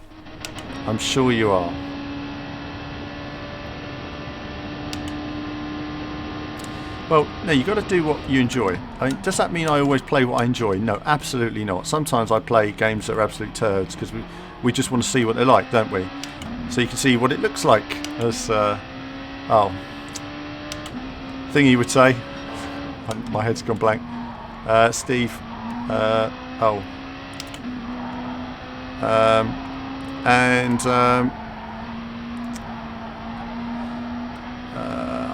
My head's gone completely blank. Do you know what it is? I'm driving a car from a different viewpoint on a track I don't like, and I'm just thinking, I hate this track. It bores me to tears because it's got a lot of these sort of flat corners like this. It's got no flow to it, this section. Now tippy-toeing, and straighten the car on the power. I'm in the wrong gear, should have been in second. Braking early for this off-camber horrible corner. Cars moving around, and then here you don't really go wide because you're braking early because the car's going to understeer through this section. It's horrible. What a horrible. And then I'm just getting deep into this corner, and then we're going to go down a gear and cut back. It's a horrible track. You've got AstroTurf on the outside there just to spin you out. Horrible. Steve Benway, that's it. Playing games so you can see what they look like. That you don't need to be the best at them. Absolutely, yeah. I mean, I like playing Gran Turismo because of the stability of it. But believe it or not, a game I did like playing, I don't play often, is Redout. I really like futuristic racing games, but the big problem is I got a lot of moaning from viewers, and people just switched off completely. It's just like I just can't play that game without people just switching off. And I think one of the things is, if you're going to play a game regularly online, it's got to be a game with a large audience, yeah? So if you play Need for Speed, you'll get a large audience, because Need for Speed, no matter how crap the game is, it's got a big audience. It's got loads of marketing money behind it. Marketing money gets people watching games. Simple as that. If you play a game, play Forza Motorsport. You know, play Gran Turismo. You know, there's big games, and play Assetto Corsa. You know, if you're playing some niche thing, not in a flow with this car at all. So apologies for being a bit rubbish.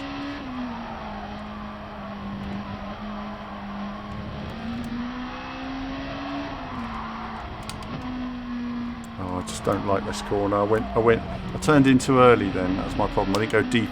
I wasn't brave enough.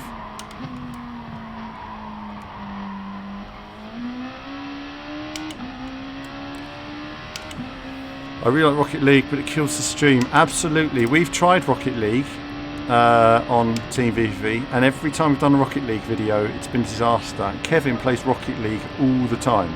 Loves it. Loves Rocket League. And he's really good at it as well. You know, properly. He could have been a player. Could have been a competitor. But on Team VV, no one's going to watch it, are they? It's like, why are you playing Rocket League? And then that's it. It's going to get moody people, and I can understand personally. I mean, I don't watch Rocket League matches myself, and it would bore me to tears. But because it's more like football, isn't it, than driving, really? But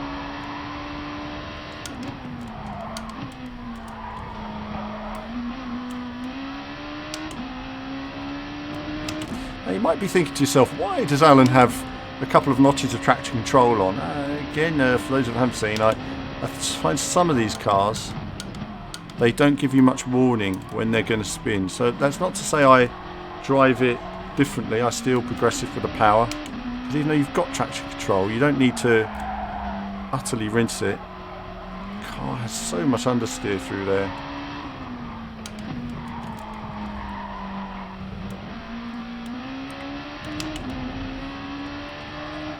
Yes, now that's a good thing actually. Game muscle, you've just said it, you really have to get it to want to watch it, and that's the problem with a lot of esports. If you watch like FPS esports, they're so boring because it's just guys whizzing around corridors and you don't know where they are and you don't know what they're doing and you don't understand the skills that you're actually seeing, and it just gets boring. So apart from those, we're a long way off the pace. Oh man, I've got to try and get my head together.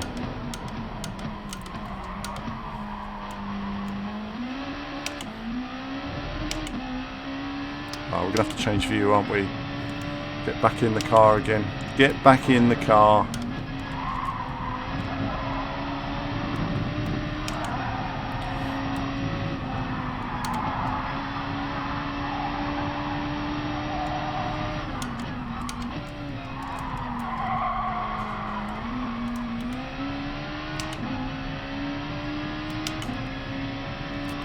Horrible track. We'll try in the GTR actually, see if it's any quicker.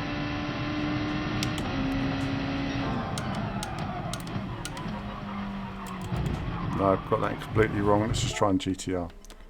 Let's try that. That's it. I think you're right, Gamer Muscle. It's the brains. It's the brains you need to play those games.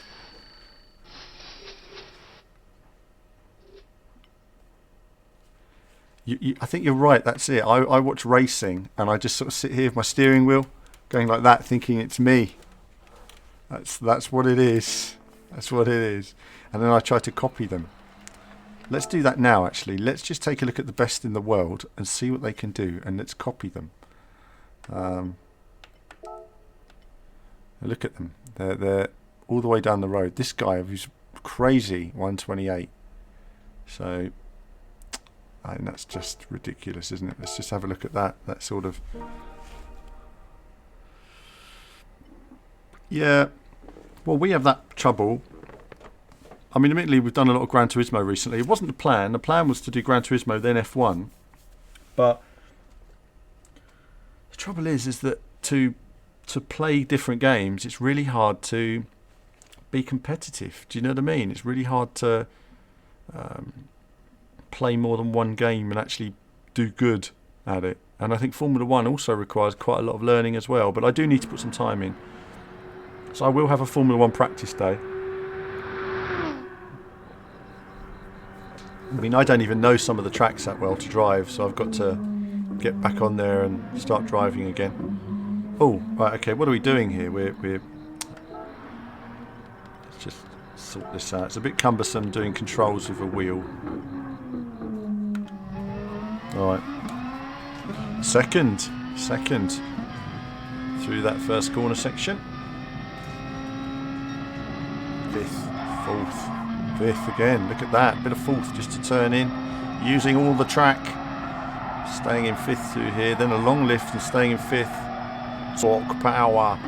Right, down to second, getting it in. That's perfect braking through there. Great run on that exit. So he got a lot of time through there.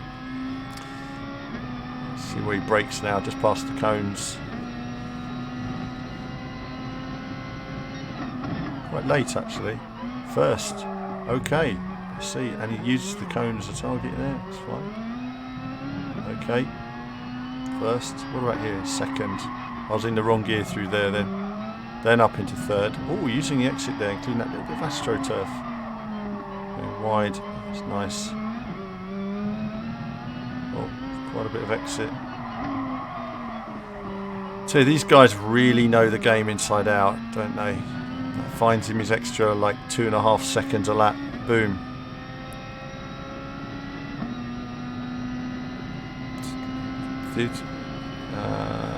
Alright, see now. Absolutely, Guna. You know, when you're playing multiple games, you know, the problem is I'll play Gran Turismo this week, and if I get to play Formula One, I'll be playing Formula One, and if I play WRC, I'll play WRC. And when people see you play these games, and you get one go at these games event roughly to play them, people thinking, why aren't you like a perfect at WRC Rally? Well, it's slightly different to GT racing, just a little bit. And I was playing Wipeout last week. You know, it's banned. He's banned for good. No, we love a bit of gamer muscle, muscling his way in. That's what he likes to do, muscle in. And Adam had to go earlier. Bye, Adam, if you're still there. And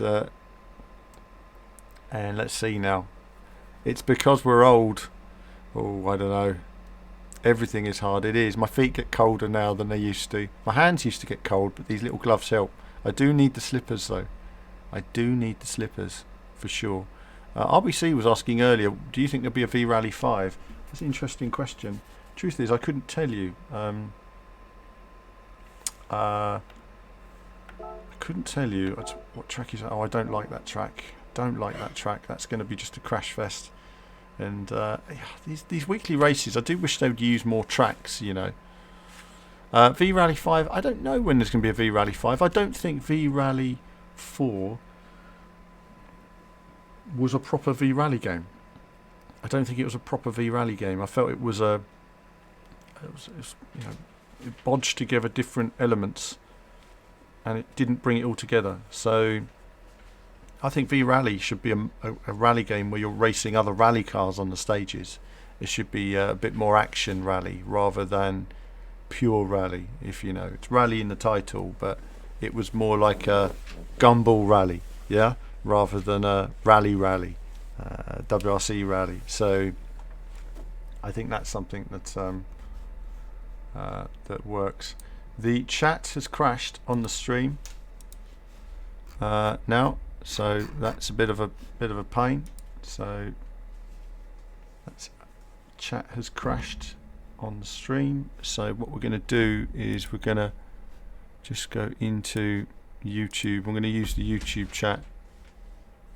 Pure rally, if you know. It's rally in the title, but it was more like a. Oh right, so I've not been seeing some of your messages. Apologies, chaps. The actual WRC rally. So hold on, let's pause that for a minute. The chat has died. Right, so I can see your chat on the screen only on YouTube now. Unfortunately, Restream chat has died, so it's one of those things. So your chat's not going to come up. Alan is so old school. He has versions of himself on VHS tape. I absolutely do. I absolutely do. I've got my old TV shows from 2007 and 2003 on VHS. So there you have it. Tea is an essential drink of champions. Absolutely. I think for me, without tea, I wouldn't have been able to compete in half the races I've been in. You just need that to dive into that addictive warm substance of wonderfulness, and it's just like it's so calming, and the world is right, the world is at peace at the moment you drink tea, and you go from there. Beautiful, beautiful. Game Muscle says, keep up the smooth voice. Well, I'm trying with Radio Alan. Radio Alan here at it's 15:30 in the afternoon on the 7th of May 2019, and you're listening to Team VVV Radio. Doing my bit. So the chat has died on the screen, viewers, but I am still receiving YouTube chat, not any other chat, because Restream has died. Restream apparently aware of the problem, and they are trying to fix it. So that means, that that chat is just pointless. I am considering stopping streaming on a format, because at the moment we stream to Facebook, YouTube, and Twitch, and at some point I'm probably going to stop doing restreaming and just stream to either YouTube or Twitch, but I haven't decided what's going to be the way forward there at the moment. We've got interlaced Alan. So we should have nice high res, Alan. Nice high res. I don't have my other light on. I've got a second light, you see, which I put on here. This is the light that gives me a bit of a yellow, because I have a bright white light. It makes me look pale and like death. Whereas if I have that, but if I'm driving with this light, it's just sort of lights in my face. It's more challenging. Also helps with the wheel as well. That's originally why that light is here, was for the wheel. But look at that. It's not ghetto, is it? Just adding a bit of paper, make a bit of paper, put it all together, bit of cardboard, you end up with perfect studio lighting. There you have it. Nothing but the best. Gamer Muscle, thanks for tuning in. And see you soon. And like you say, look forward to racing you on GT Sport and doing some streams. That would be great.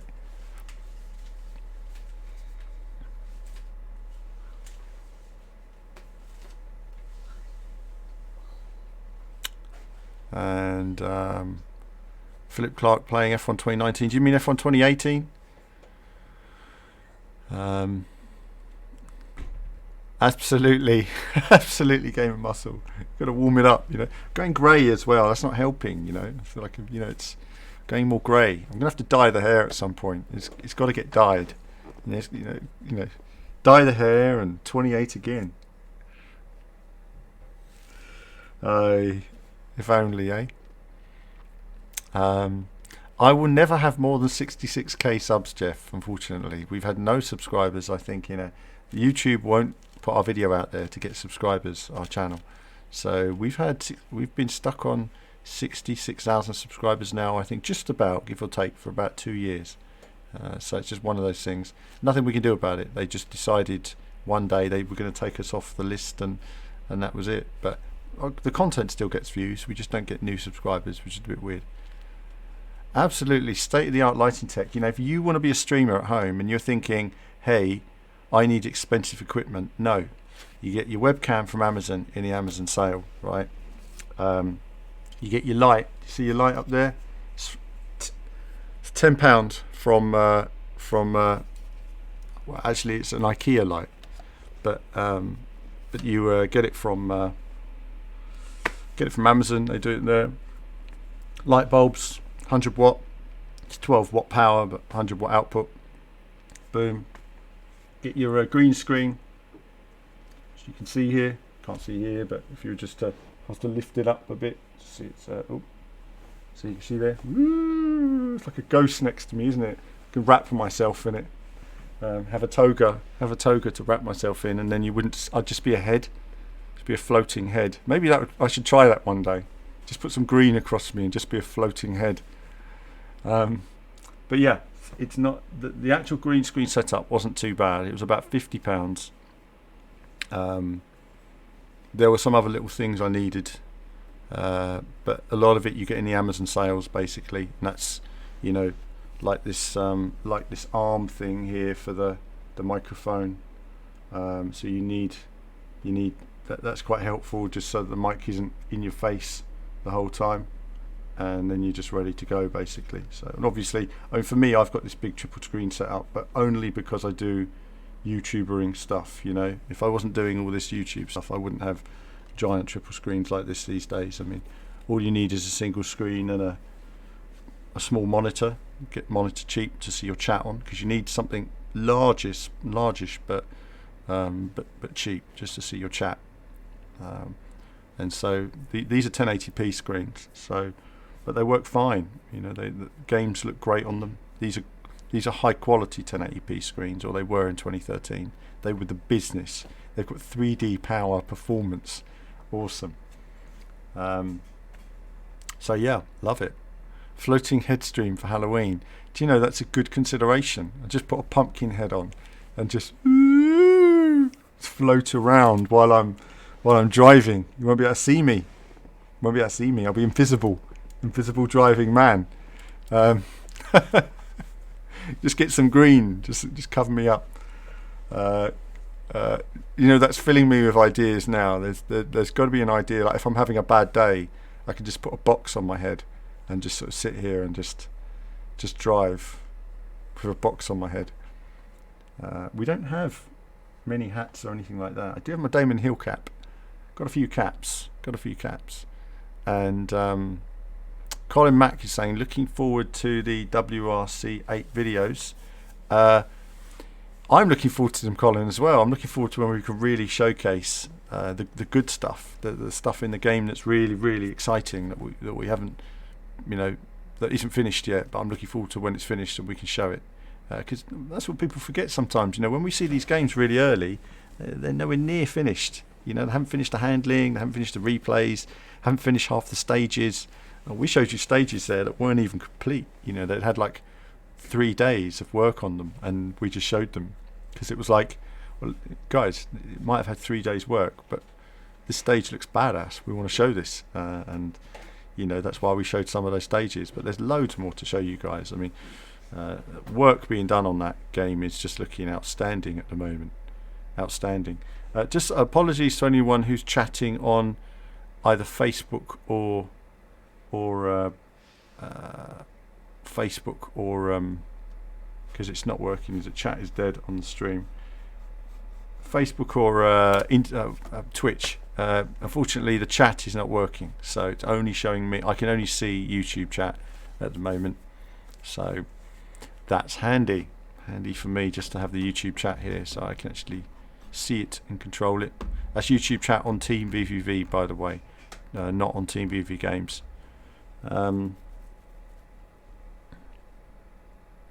Just catching up a couple of your messages there. Gooner's going to do a cult campaign. That's from 2019 with another YouTuber. Yeah, absolutely. I mean, let me know. We can always pop in and just, me and Gamer Muscle can just sort of bump into each other at the back while you guys fly off into the distance. You know, that anything's enjoyable. You know, I am going to be setting up. I've been saying this for a while because I haven't had much regular time, but I am going to set up open lobbies for streams. So we're actually going to practice races in open lobbies rather than just me on my own. So that's coming, and I'm going to add information on how and when those are going to be in the coming weeks, basically. So hopefully in the next few weeks I'll do that. I'm thinking of live streaming a bit more general chat as well, in terms of you know, stuff, you know, gaming stuff, E3, because I'm here, I'm keeping you guys company. So, you know, leak 'em. Oh no. You know, we'll have a look at that stuff in more detail.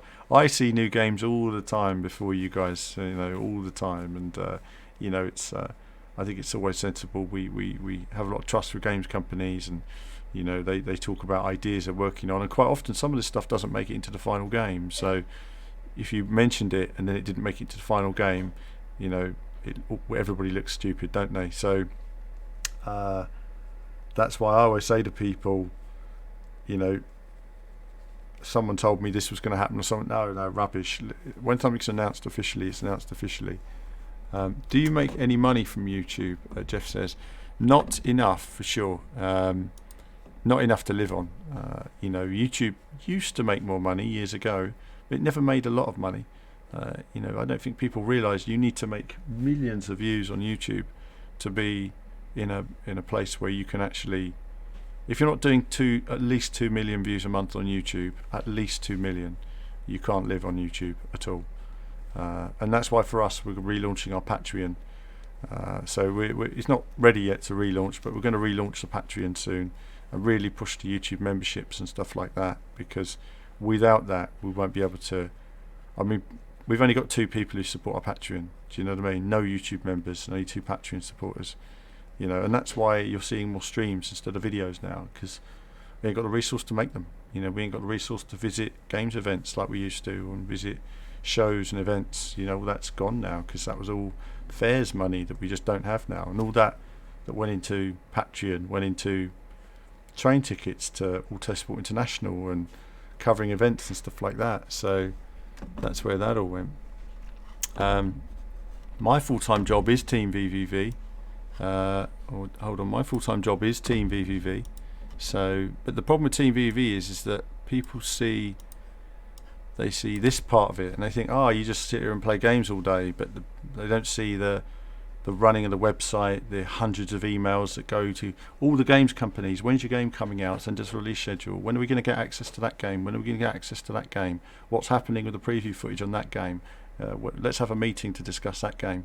You're not working with us. Why can't we work with you guys? Well, let's have a meeting to do. There's all these things going on with games companies, car companies, everything going on. So there's a lot that goes on behind the scenes when you start doing YouTubering and running a media website in that sense. And so we're small, but there's a lot of work to do. But it's not easy, and it's not high income stuff. You know, you do it for the passion, and you do it as long as you can afford to do it, and then you don't do it anymore, basically.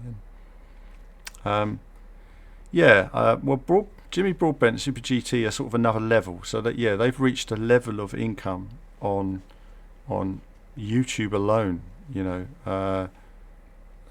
know, when you're getting to like their streams, if you watch their streams, there's like a donation coming in every like 20 seconds. You know, that's the dream of YouTube. I think everybody looks at it and thinks, if only I could. I mean, if Team VVV was receiving donations like that, it would be amazing for us. We could cover every racing game, we could cover every event, we could cover every car show, everything. I mean, we would be free. We'd have videos up right now on Formula One. So even if we weren't invited, we could produce all that. But we weren't invited, don't have the resource to do it. Not going to see anything on the channel for it. It's just it's the way it is. We've got Brian here. Hi, Brian. Thanks for tuning in. We're just having a bit of chat for a minute between lapping. Do more car journalism.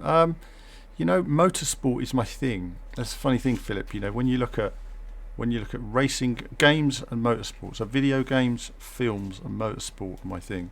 You know, and even if in motorsport, you know, I'm a Formula One guy. That's my passion, is Formula open wheel racing in particular. Always been my passion, you know. So I think, you know, it's funny that car guys are different to, say, retro car guys, which are different to, rally guys are different to Formula One guys, you know. But in gaming terms, you got to cover it all, you know, obviously. But in real motorsport, I love Formula One. That's why it's a shame when Formula One events come up like last week and we're not invited, because it's my core passion, you know. But you know, as I say, it's up to the powers that be to decide who should attend and who shouldn't. That was one of those things. But I think it's always, people ask me like a million questions on what is this game like, and I say, well, I can't tell you, I haven't played it, and that's that. So there you have it. But Brian is from the USA. What time is it there, Brian? What time is it there now? Is it morning? Morning streaming action. And again, just a quick note to some of you might be chatting on, not Instagram, on Facebook or Twitch, that I can't see the chat from Twitch or Facebook, so I can't see what you guys have been talking to me about, because unfortunately unfortunately Restream chat has died. So we'll do a bit more racing again in a moment. So I'm going to close the chat on there, and see if we can reboot the chat in some way.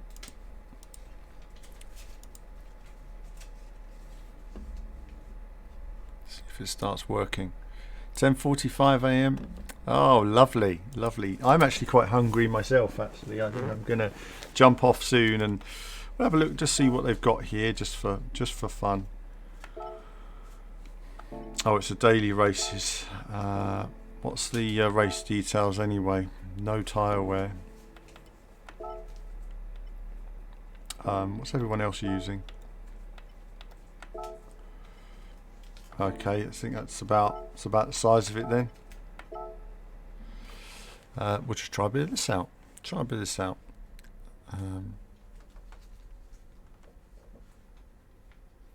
Good to see you guys in the US enjoying a bit of British chat on car stuffs. And of course, it's good now you've got the internet, because years ago you didn't. You know, now you get a different point of view on racing, gaming, motorsports, everything basically.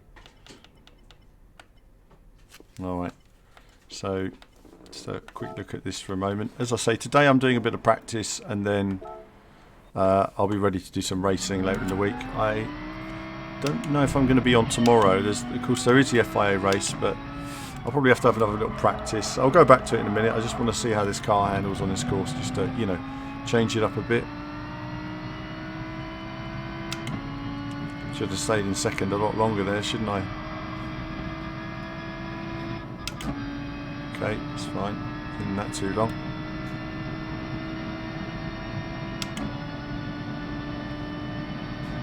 Where do we brake? Cones say there. And I got that wrong, didn't I? That requires a bit of learning. So we lost 1.5 seconds through the first corner. It's alright, we'll lose a lot more before the lap is over.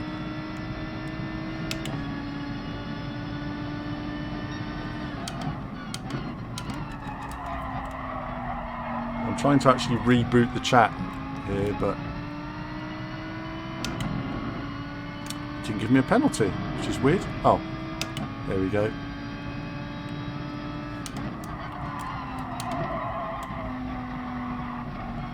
Gotta learn how to drive it again. Oh, brilliant, Philip. Since Forza Motorsport, yeah. I mean, obviously it's been a long time doing this channel, you know, and it's weird because when you run a YouTube channel, people say, "Oh, you aren't relevant anymore because you're not as famous as other YouTubers." And I think, you know what? I've been doing this racing gaming lark for many years. I don't have anything to prove to people. You know, it's like driving skills. I still get every day of somebody writing to me saying, "Dude can't drive. You need to learn how to drive." It's like, oh wow, you know, I've been doing this for so many years. Real cars, game cars, racing bikes and spaceships and rally cars and fighter jets and everything. There's never going to be an end to the dude can't drive comments that I still get.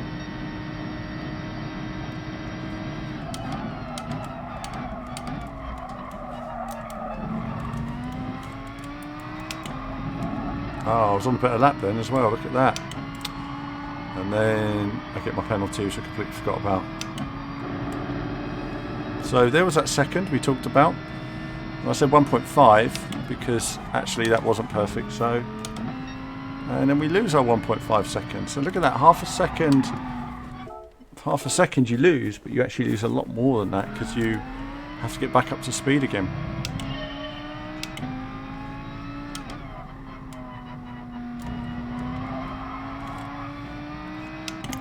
Quite a nice stable car actually, but it's not necessarily great on its tyres.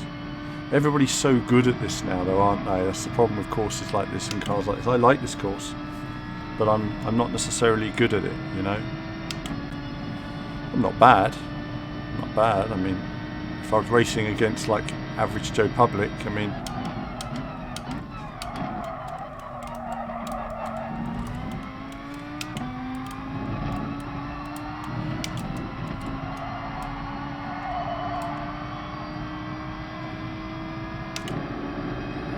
but as soon as you start racing against like A plus and S class sort of racers, you know that you're in a kind of world of hurt, really, in terms of how good they are. You know, they're all sort of bang on it. And the problem with a track like this and a race like this is unless you qualify near the front, the races are so short that you really don't have a chance to actually close up. And that's the real problem with these races. You know, you're just, oh well, I started in 10th. Chances are you can get to maybe 7th. And then once the race is underway, everyone's just sort of stuck in that position unless they bump into people.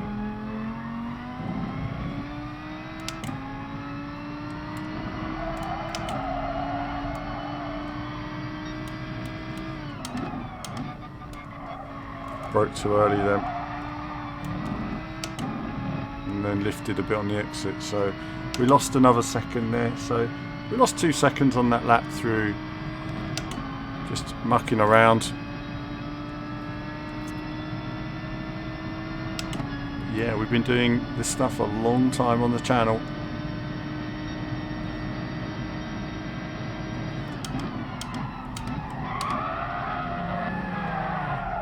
.139, so if we're looking at a 137, 136, late 136, that's what we'd be looking for there. So it's a lot of work to try and find that time. I can tell you, it's really fine-tuning everything to do a top lap there.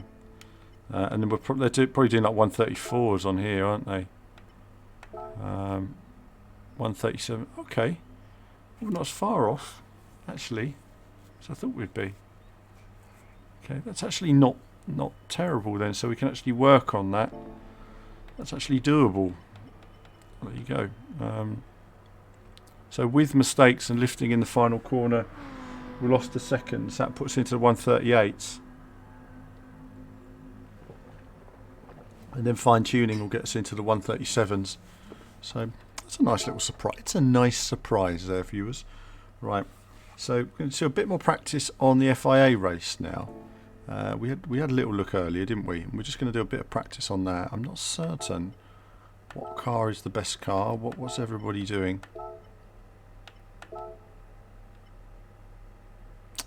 NSX is up there. They're both pretty similar, aren't they, these two cars? They're very evenly matched. I find the GTR is an easier car to drive, so I might just go with the GTR on this track.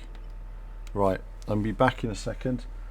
Pop to the loop and then I'll be ready. I'll be back in a few minutes, guys. I might grab a quick bun or something, stuff in my mouth because I'm hungry. I'll be straight back.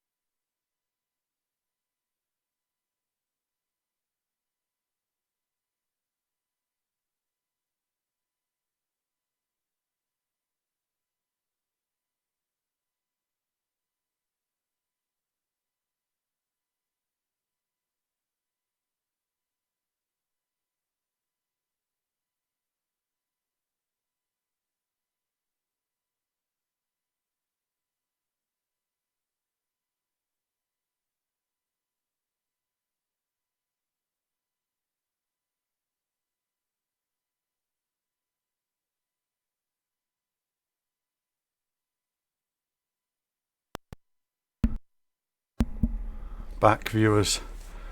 Ah,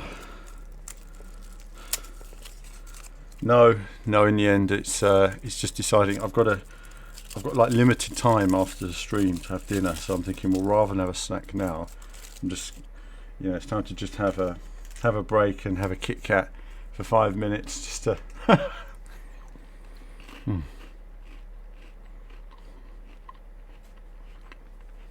So let's catch up with the chat.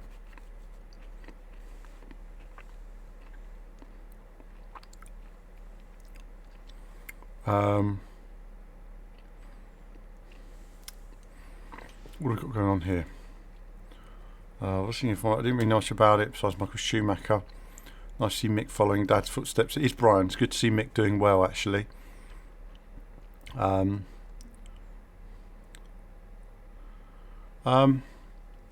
Well, there was a good. I mean, the 2000s were a mixed batch for sure, but there's some good names in there, some good drivers, and there were some stars. And I think what's happening now in Formula One is that you're seeing that they're like, oh, youngest ever winner and youngest ever this and youngest. I don't care about that. In fact, I actually feel that you care more about drivers you've got to know over time. And I feel that this whole youngest driver thing, I'd rather see most experienced and best drivers come into Formula One. I don't care how old they are. Ready to race. Let's have a practice then. We've got to do Fuji, guys. We've got to get that down to a 1 minute 30.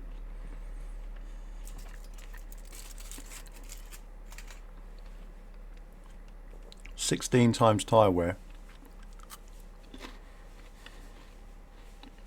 That's serious. Serious tyre wear.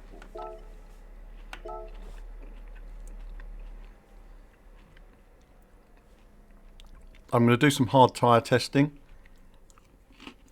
But first I'm just going to do some of this.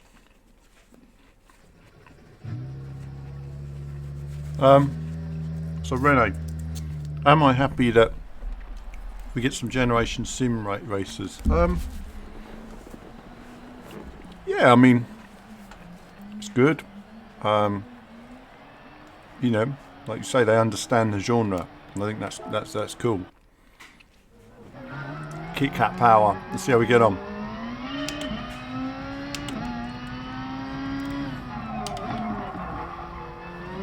Oh, it's different, isn't it? Don't do that at home, kids. Alright. Wheel is on. G-force. G-force. Then you come to the heavy braking.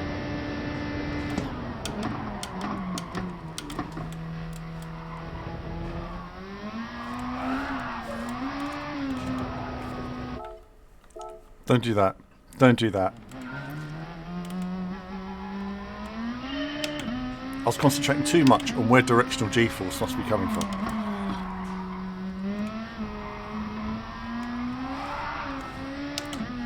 Do you know what? Swipe that to a 2 for a minute.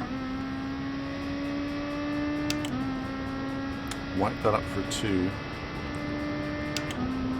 Let's try again.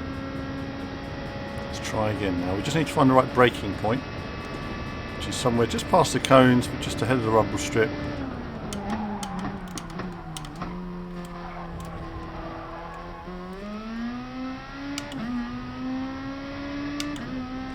And now, here we should use shift down to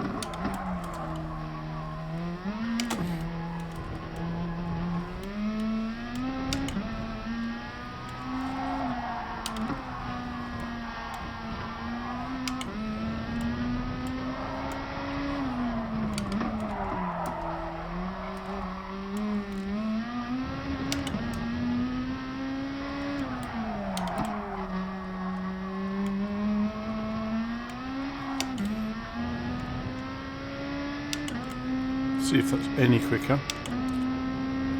Yes, no, the chat is broken, but I can read it on. I can read YouTube chat, but I can't see Twitch or Facebook chat. So still a way to go. Got to knock off another second yet.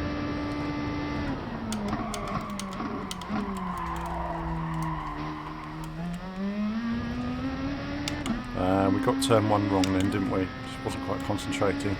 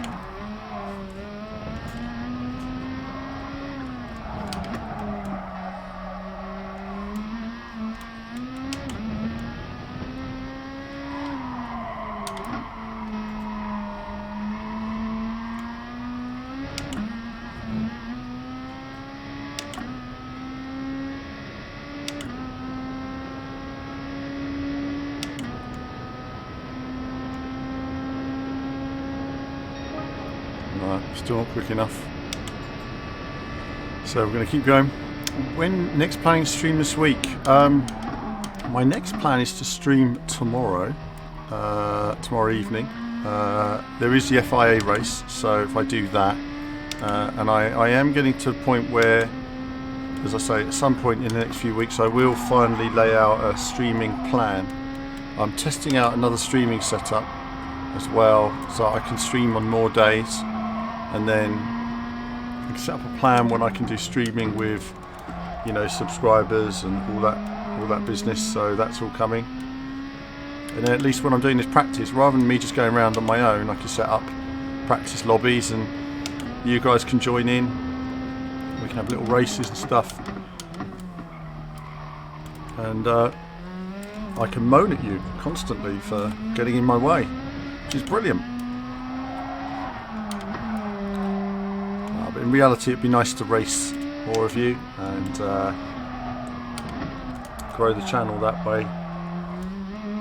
It's a new kind of growth now. Just deciding whether to do streaming long term on YouTube or Twitch. Even, you know, what's the best. So to those of you watching right now, I can only read the YouTube chat at the moment, but do many of you like YouTube? Would you prefer it if it was on Twitch rather than YouTube? Or what do you think? Would you prefer it to stay on YouTube? Let me know. So my lap times are not where they need to be, viewers. I know that.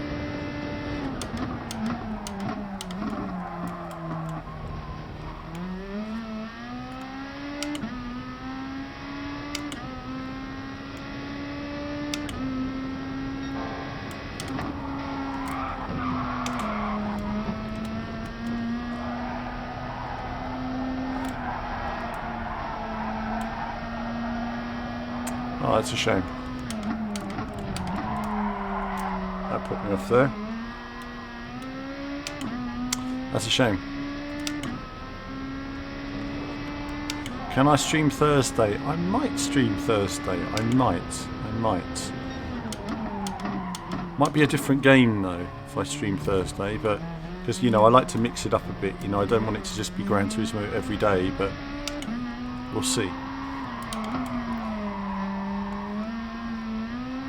There's a part of me that does feel like I should at least get back into Formula 1.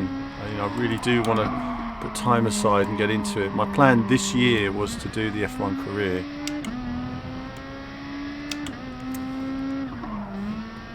Look at that. I mean, that in the race is going to be an absolute killer, isn't it? When if you get a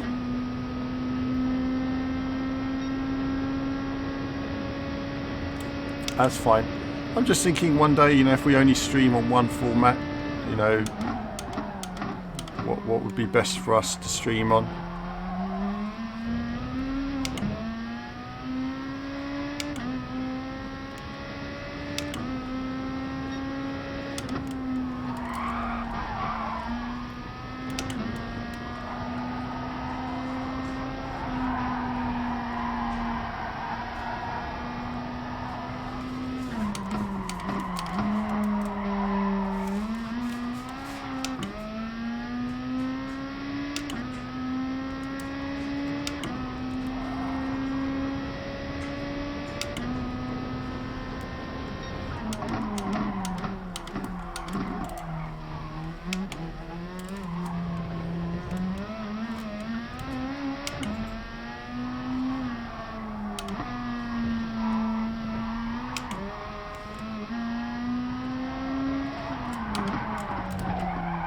Damn it.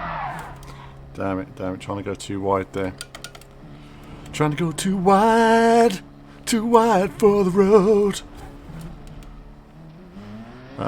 Do F1 or P cars? Yes, F1 or Project Cars. I suppose I should have a look at Formula 1, shouldn't I? I should have a look at Formula 1. Let's have a little look at Formula 1, shall we? Haven't played F1 in ages. I think I've got the downloaded version on here.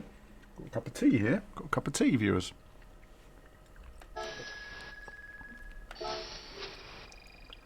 Cup of tea. Cup of tea. Do-do-do, do-do-do.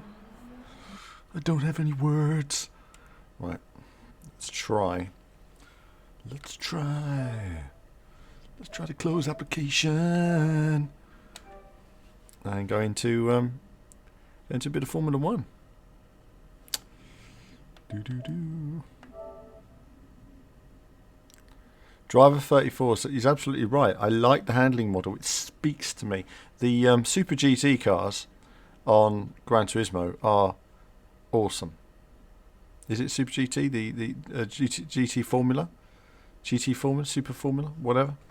Brilliant. Oh, look. Comes up F1 2018 on the wheel. I never noticed that.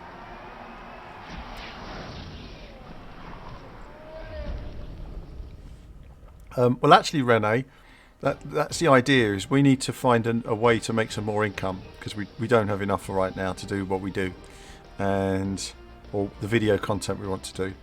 And is it better for us to... I don't know if you guys are aware, but you can't become a Twitch partner and stream on YouTube. If you become a Twitch partner, you're exclusive to Twitch. So either I'm going to go exclusive to YouTube or exclusive to Twitch. And so that's the big question, is what to do, exclusive to YouTube or Twitch. And then you can start making money from Prime subscriptions. Oh no, that's not the right button. No.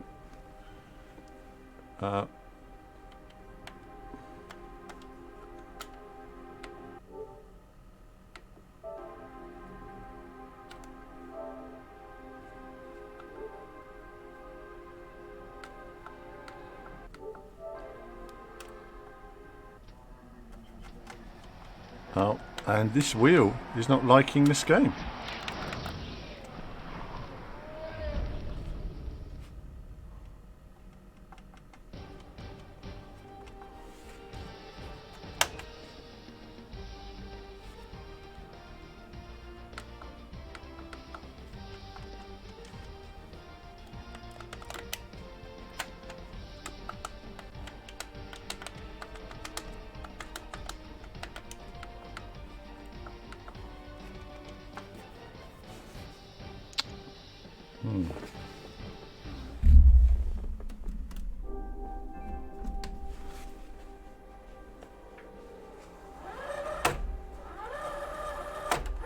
And let's just take the chat off the screen there, because it's not working.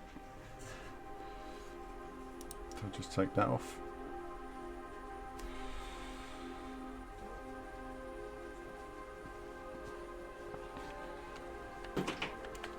Oh well, no F1 today, viewers. It's not letting me start the game. Start button isn't working.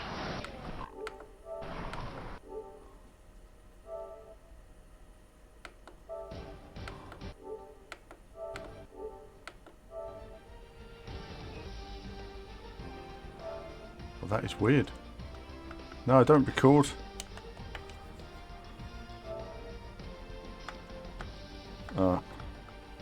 Okay, that's that then. No Formula 1 today, viewers. Let's try restarting the PS4. I won't right now, because I have a bad feeling.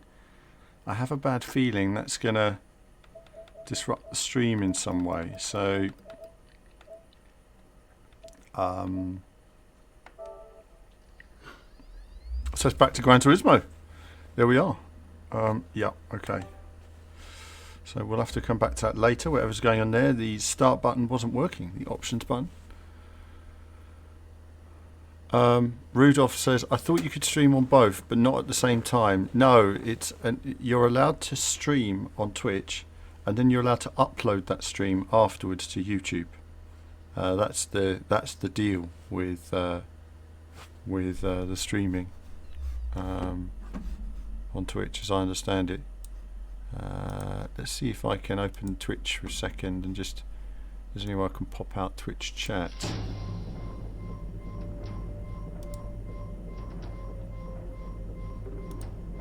I can. Alright, so I can actually pop out Twitch chat. And it's a car I'm never going to use. Thank you.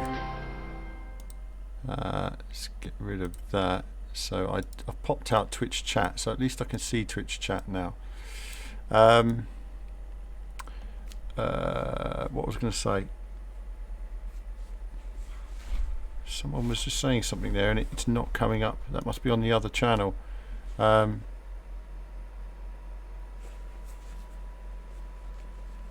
Yeah, so that's how it works on Twitch and all that. So yeah, if I made the decision at some point to become a proper streamer, in that sense, you know, streaming sort of like other people do every day of the week, then I would just stream on one sort of service, which would be Twitch or YouTube.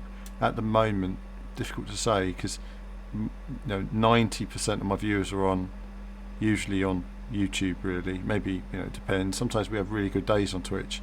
If Twitch sometimes works, suddenly loads of people join on Twitch, but if ordinarily it doesn't.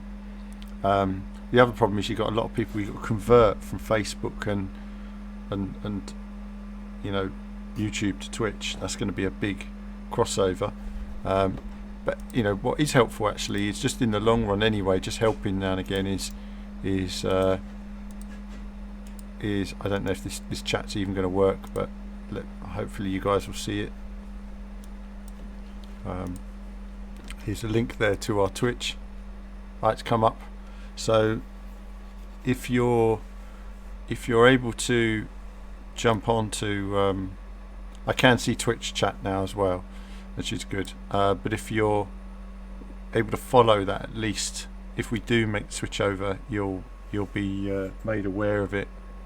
And I am going to do streams on Twitch that are exclusive to Twitch, just testing that out at the moment. But they won't always be racing games on Twitch. On Twitch I'll be doing, non-racing and, FPS, everything on Twitch. I mean, I want to try. If I do streaming 5 days a week, it's not going to be racing games 5 days a week for sure, because I'll need to play some stuff that involves blowing stuff up, flying spaceships and big guns. Yeah, otherwise I'm just going to get bored. Simple as that. I've got to play Streets of Rage 2 and punch people in the face constantly, because that's where the fun comes from. It comes from Hagar doing a flying pole driver into a telephone box.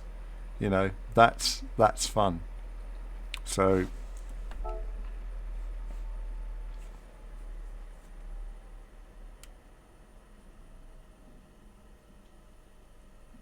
where are we now? So quick last little look at GT Sport. I guess a few more what have we got here? What's this? Oh, we got this you see, I don't even like this. What track are they doing? Nah. Red Bull Ring, won't bother with that. We'll just focus on the Nations Cup. And we do actually. Lemon there. Hello, Lemon. So I can see the Twitch chat now. Thanks, Lemon.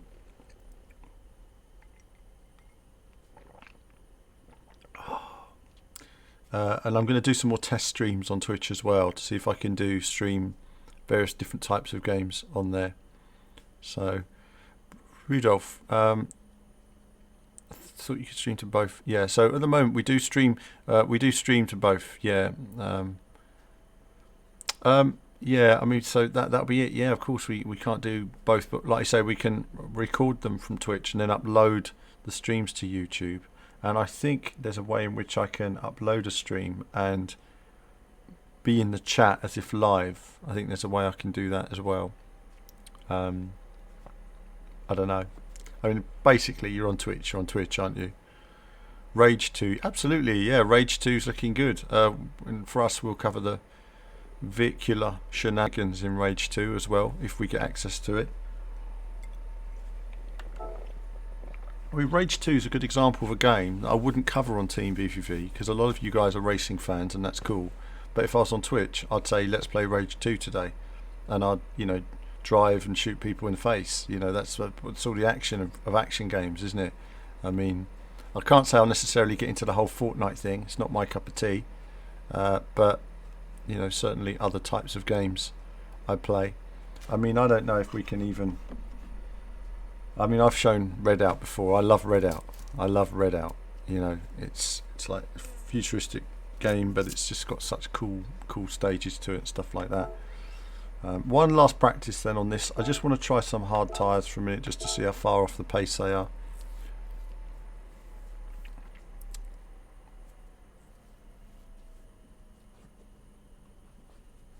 Maybe harder front tyres.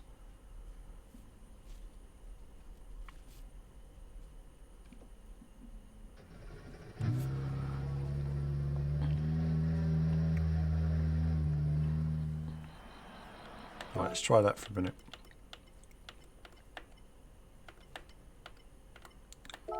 Boom, let's try this out. See where the breaking points are. So we do restreaming right now as it stands, and that means we stream to Facebook, a couple of other sites as well. Mixer we stream to, so we're on Mixer right now. If you're watching on Mixer, you can see us on there. A couple of others, but the audience on those other sites is nothing compared to Twitch or YouTube. YouTube's just a monster.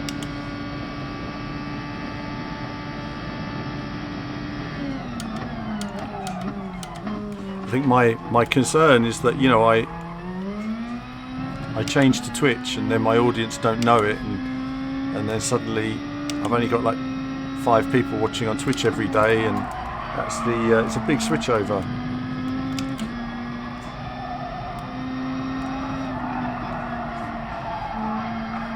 Went wide there, disaster. Broke too early.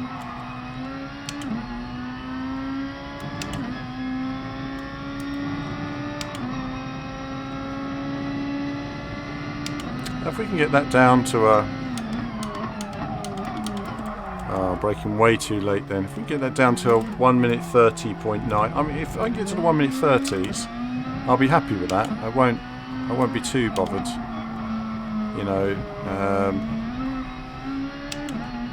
but 1:29 is not 1:31 is not quick enough for me to an inconsistent 1:31. I mean, we're a consistent 1:32, and that's definitely not quick enough.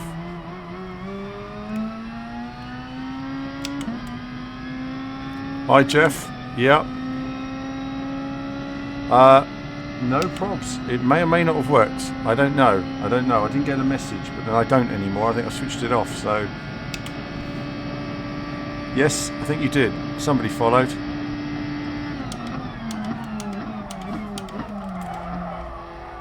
Actually, for what it's worth, you actually get better quality picture on Twitch as well. That's another thing I like about Twitch. Stream quality is much better.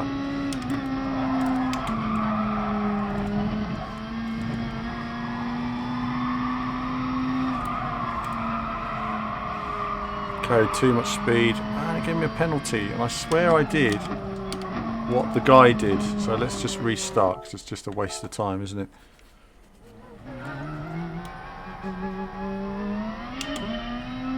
So yeah, unfortunately the chat has died on the stream. Apologies about that, viewers. That's a problem with Restream. They are trying to fix it. We are trying to learn this track. Just get ready for the race tomorrow. Tomorrow's FIA race.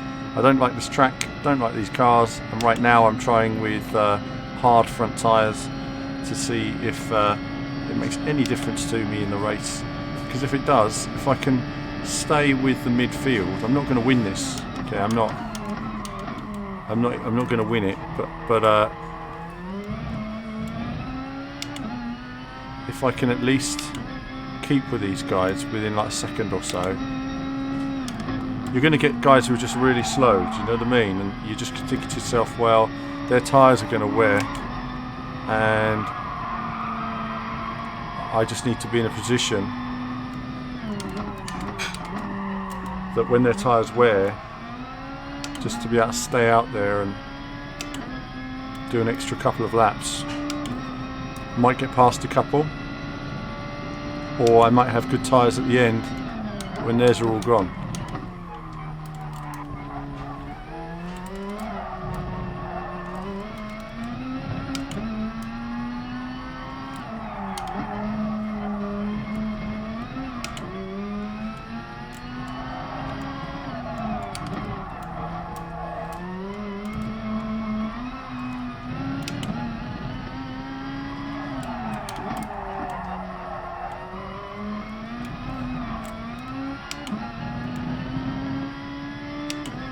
So on the harder tyre, let's see how far off the pace we are.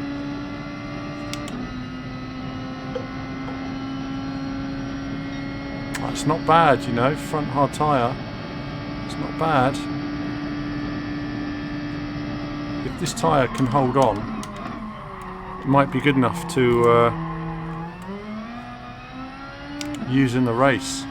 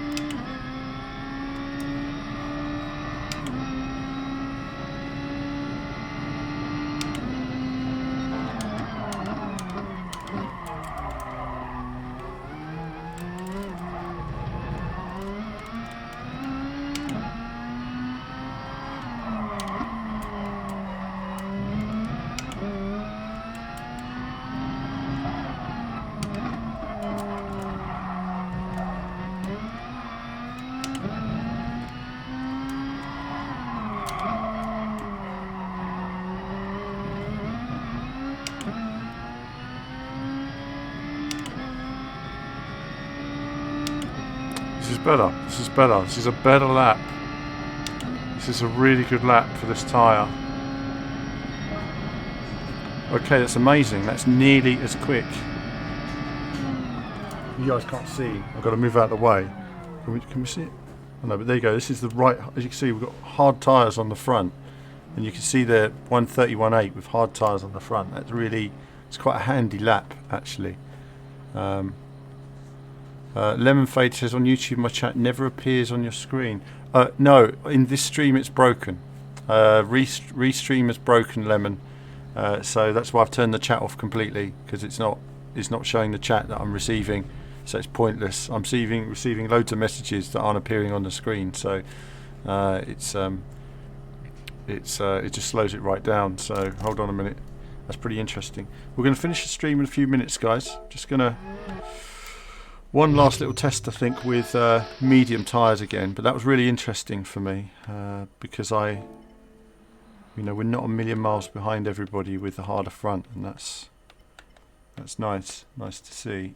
But if medium's good with the fuel, then everyone's going to be down the road, aren't they? So it won't matter. Don't forget, it's not like I'm not having a pit stop.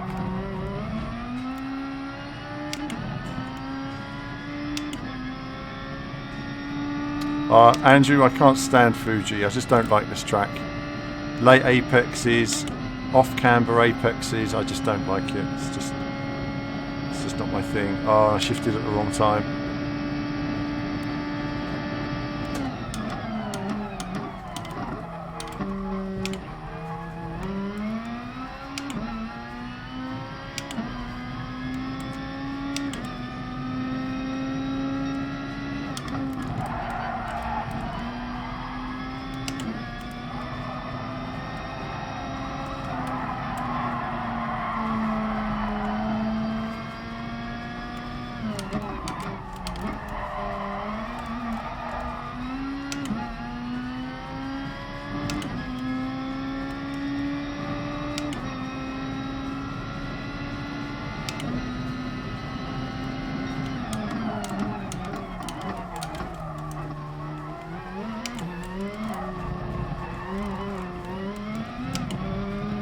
Bam.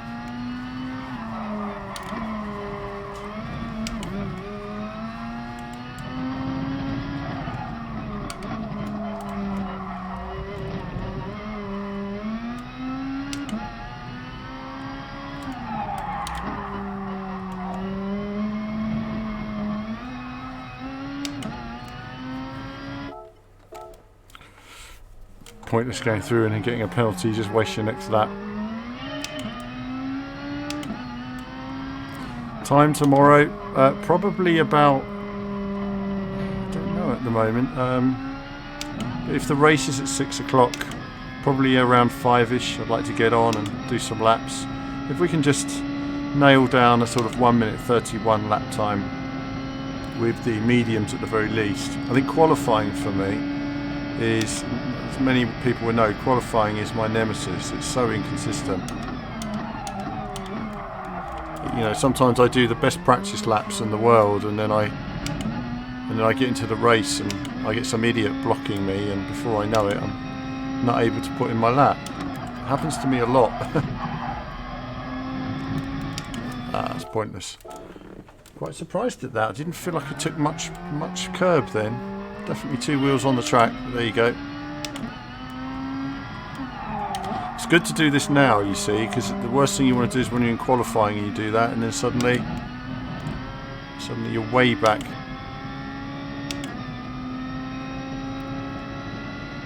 But yeah, chat is broken at the moment. Chat is broken, guys. But let's try again now and close on this lap time. If we can just basic lap together.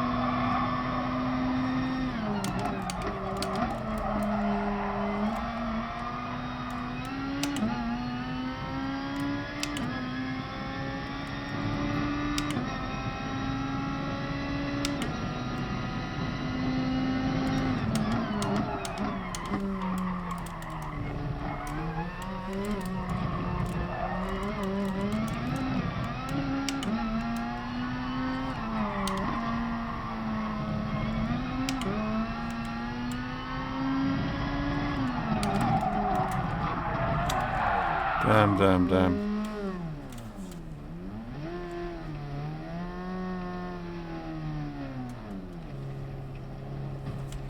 Yeah, I mean that's right, Colin. There's a few corners here that have 2 lines, but what I tend to do when I do this practice, I tend to practice what I call my racing line. I'm not great over 1 lap, but I'm looking for a lap that's consistent, that's smooth, and that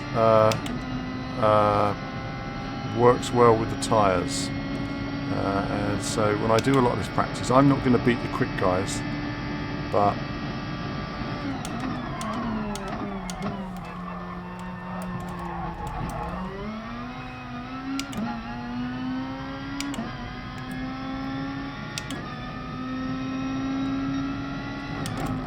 oh, I've taken the cone off the corner. That's a shame.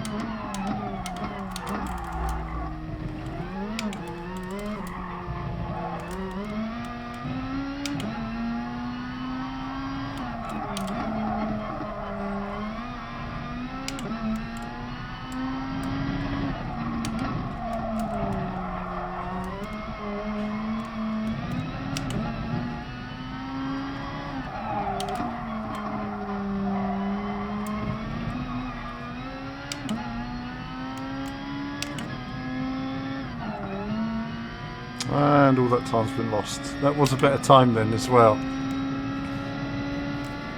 One last retry, guys, and then that'll be it for tonight. Call it a day.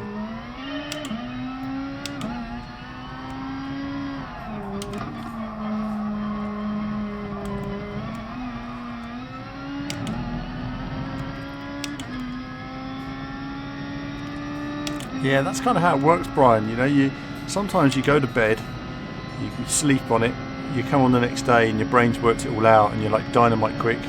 Sometimes you just seem to forget how to do it, don't you? It's like your brain just says, oh, I can't remember how to do it now. You lose confidence in yourself.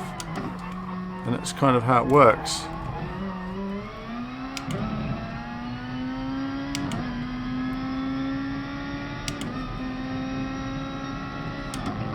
Can't see very well through the ghosts there, my fault.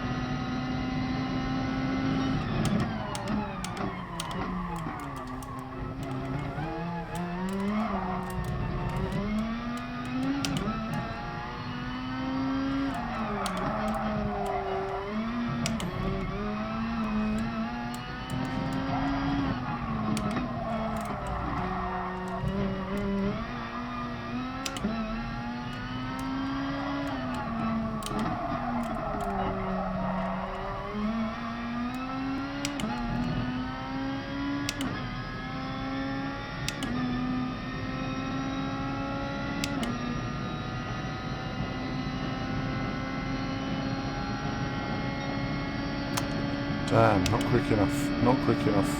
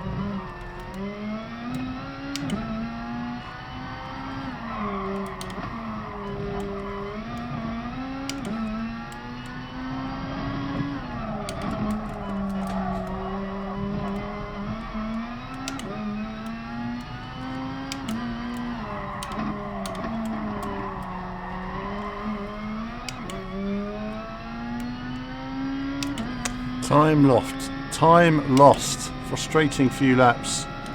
We've got a 130 in us. We just need to keep on pumping in the laps. Super GT's here. How's Super GT? I'm literally going to be finishing the stream pretty soon. Typical, you pop in. You look like you had a great time though. I was going to say at the Blancpain GT this weekend, and it was really good of David Perel to give you access to the garage. Doesn't it feel great to be able to sit in the car and just imagine what it would be like? And David as well had a great race this weekend, so some good action in the cockpit. It's the dream, isn't it, really? It's the dream. And you know, you have to kind of pinch yourself at times like that when you say, how on earth did I end up here? Who would have thought it when you started doing YouTube that you'd be sitting in a real GT car one day, you know, at garage on race day at Blancpain race, all from doing awesome YouTube videos.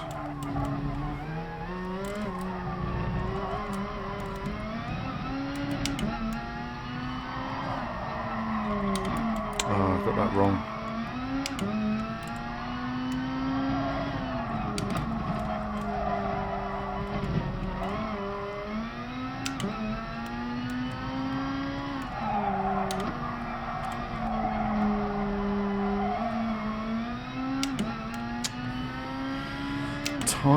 sitting in the car was awesome. I can imagine that. The thing that people don't realise about racing cars is when you're in the car is, especially when you're in them when they're running, is the fumes. There's like a spongy, pungent air that's in the car. It's almost like a tactile air, and it's full of petrol fumes and brake dust and other exhaust stuffs, and it's a real concoction, and it gives you this smell of motorsport when you're in the cockpit. Same with these cars, you know, they would have a real essence about them when you're there, of mechanical stuff, all the fumes from all the different elements that are working there, and the hot tyres, and really adds to the whole racing experience. You know, it's something that a racing game, not only in the racing world, can't give you, but you know, one day we'll probably have like smell systems for VR that gives you that smell, so you can smell what it's like. But I don't think anything will ever be able to recreate that feeling of being at a race. And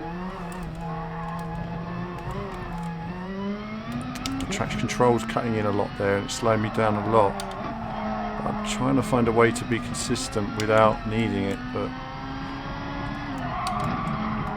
I've gone wide. My lap times are going in the wrong direction at the moment, aren't they? They were getting into the 131s, and as I push harder, I've just gone backwards. David is a great guy, and it was good to see him doing well in the race. Actually, I do keep an eye out for him. I have been in a lobby with him before in a race, and he was one of those aliens that disappeared down the track. You could keep up with him, but as for me, I'll be happy just doing my own thing. And I'll probably have to pull over now because I've been doing this stream for a few hours and it's been a long one, and I'm going to get some dinner before I shoot off.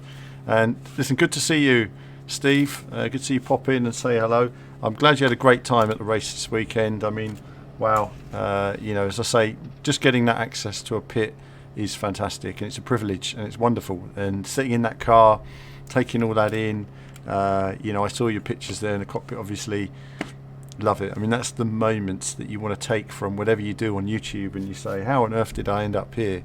Then that's really where you just say, it's just so special. I mean, wonderful moments, and that's basically what we do on YouTube. It's all these special moments, nose to tail for the whole time. Absolutely. I know you guys would be super quick. For me, it depends greatly on the car and how much time I have. I look forward to having go race you guys on in the Super Formula cars, actually, because I do enjoy those, and I think I could have a go. He does have a YouTube channel. It's probably just David Perel, I should imagine. I don't know for sure, but he does do his own tips videos I watch sometimes, because he does track guides which are very, very well explained, and he goes through subtleties of how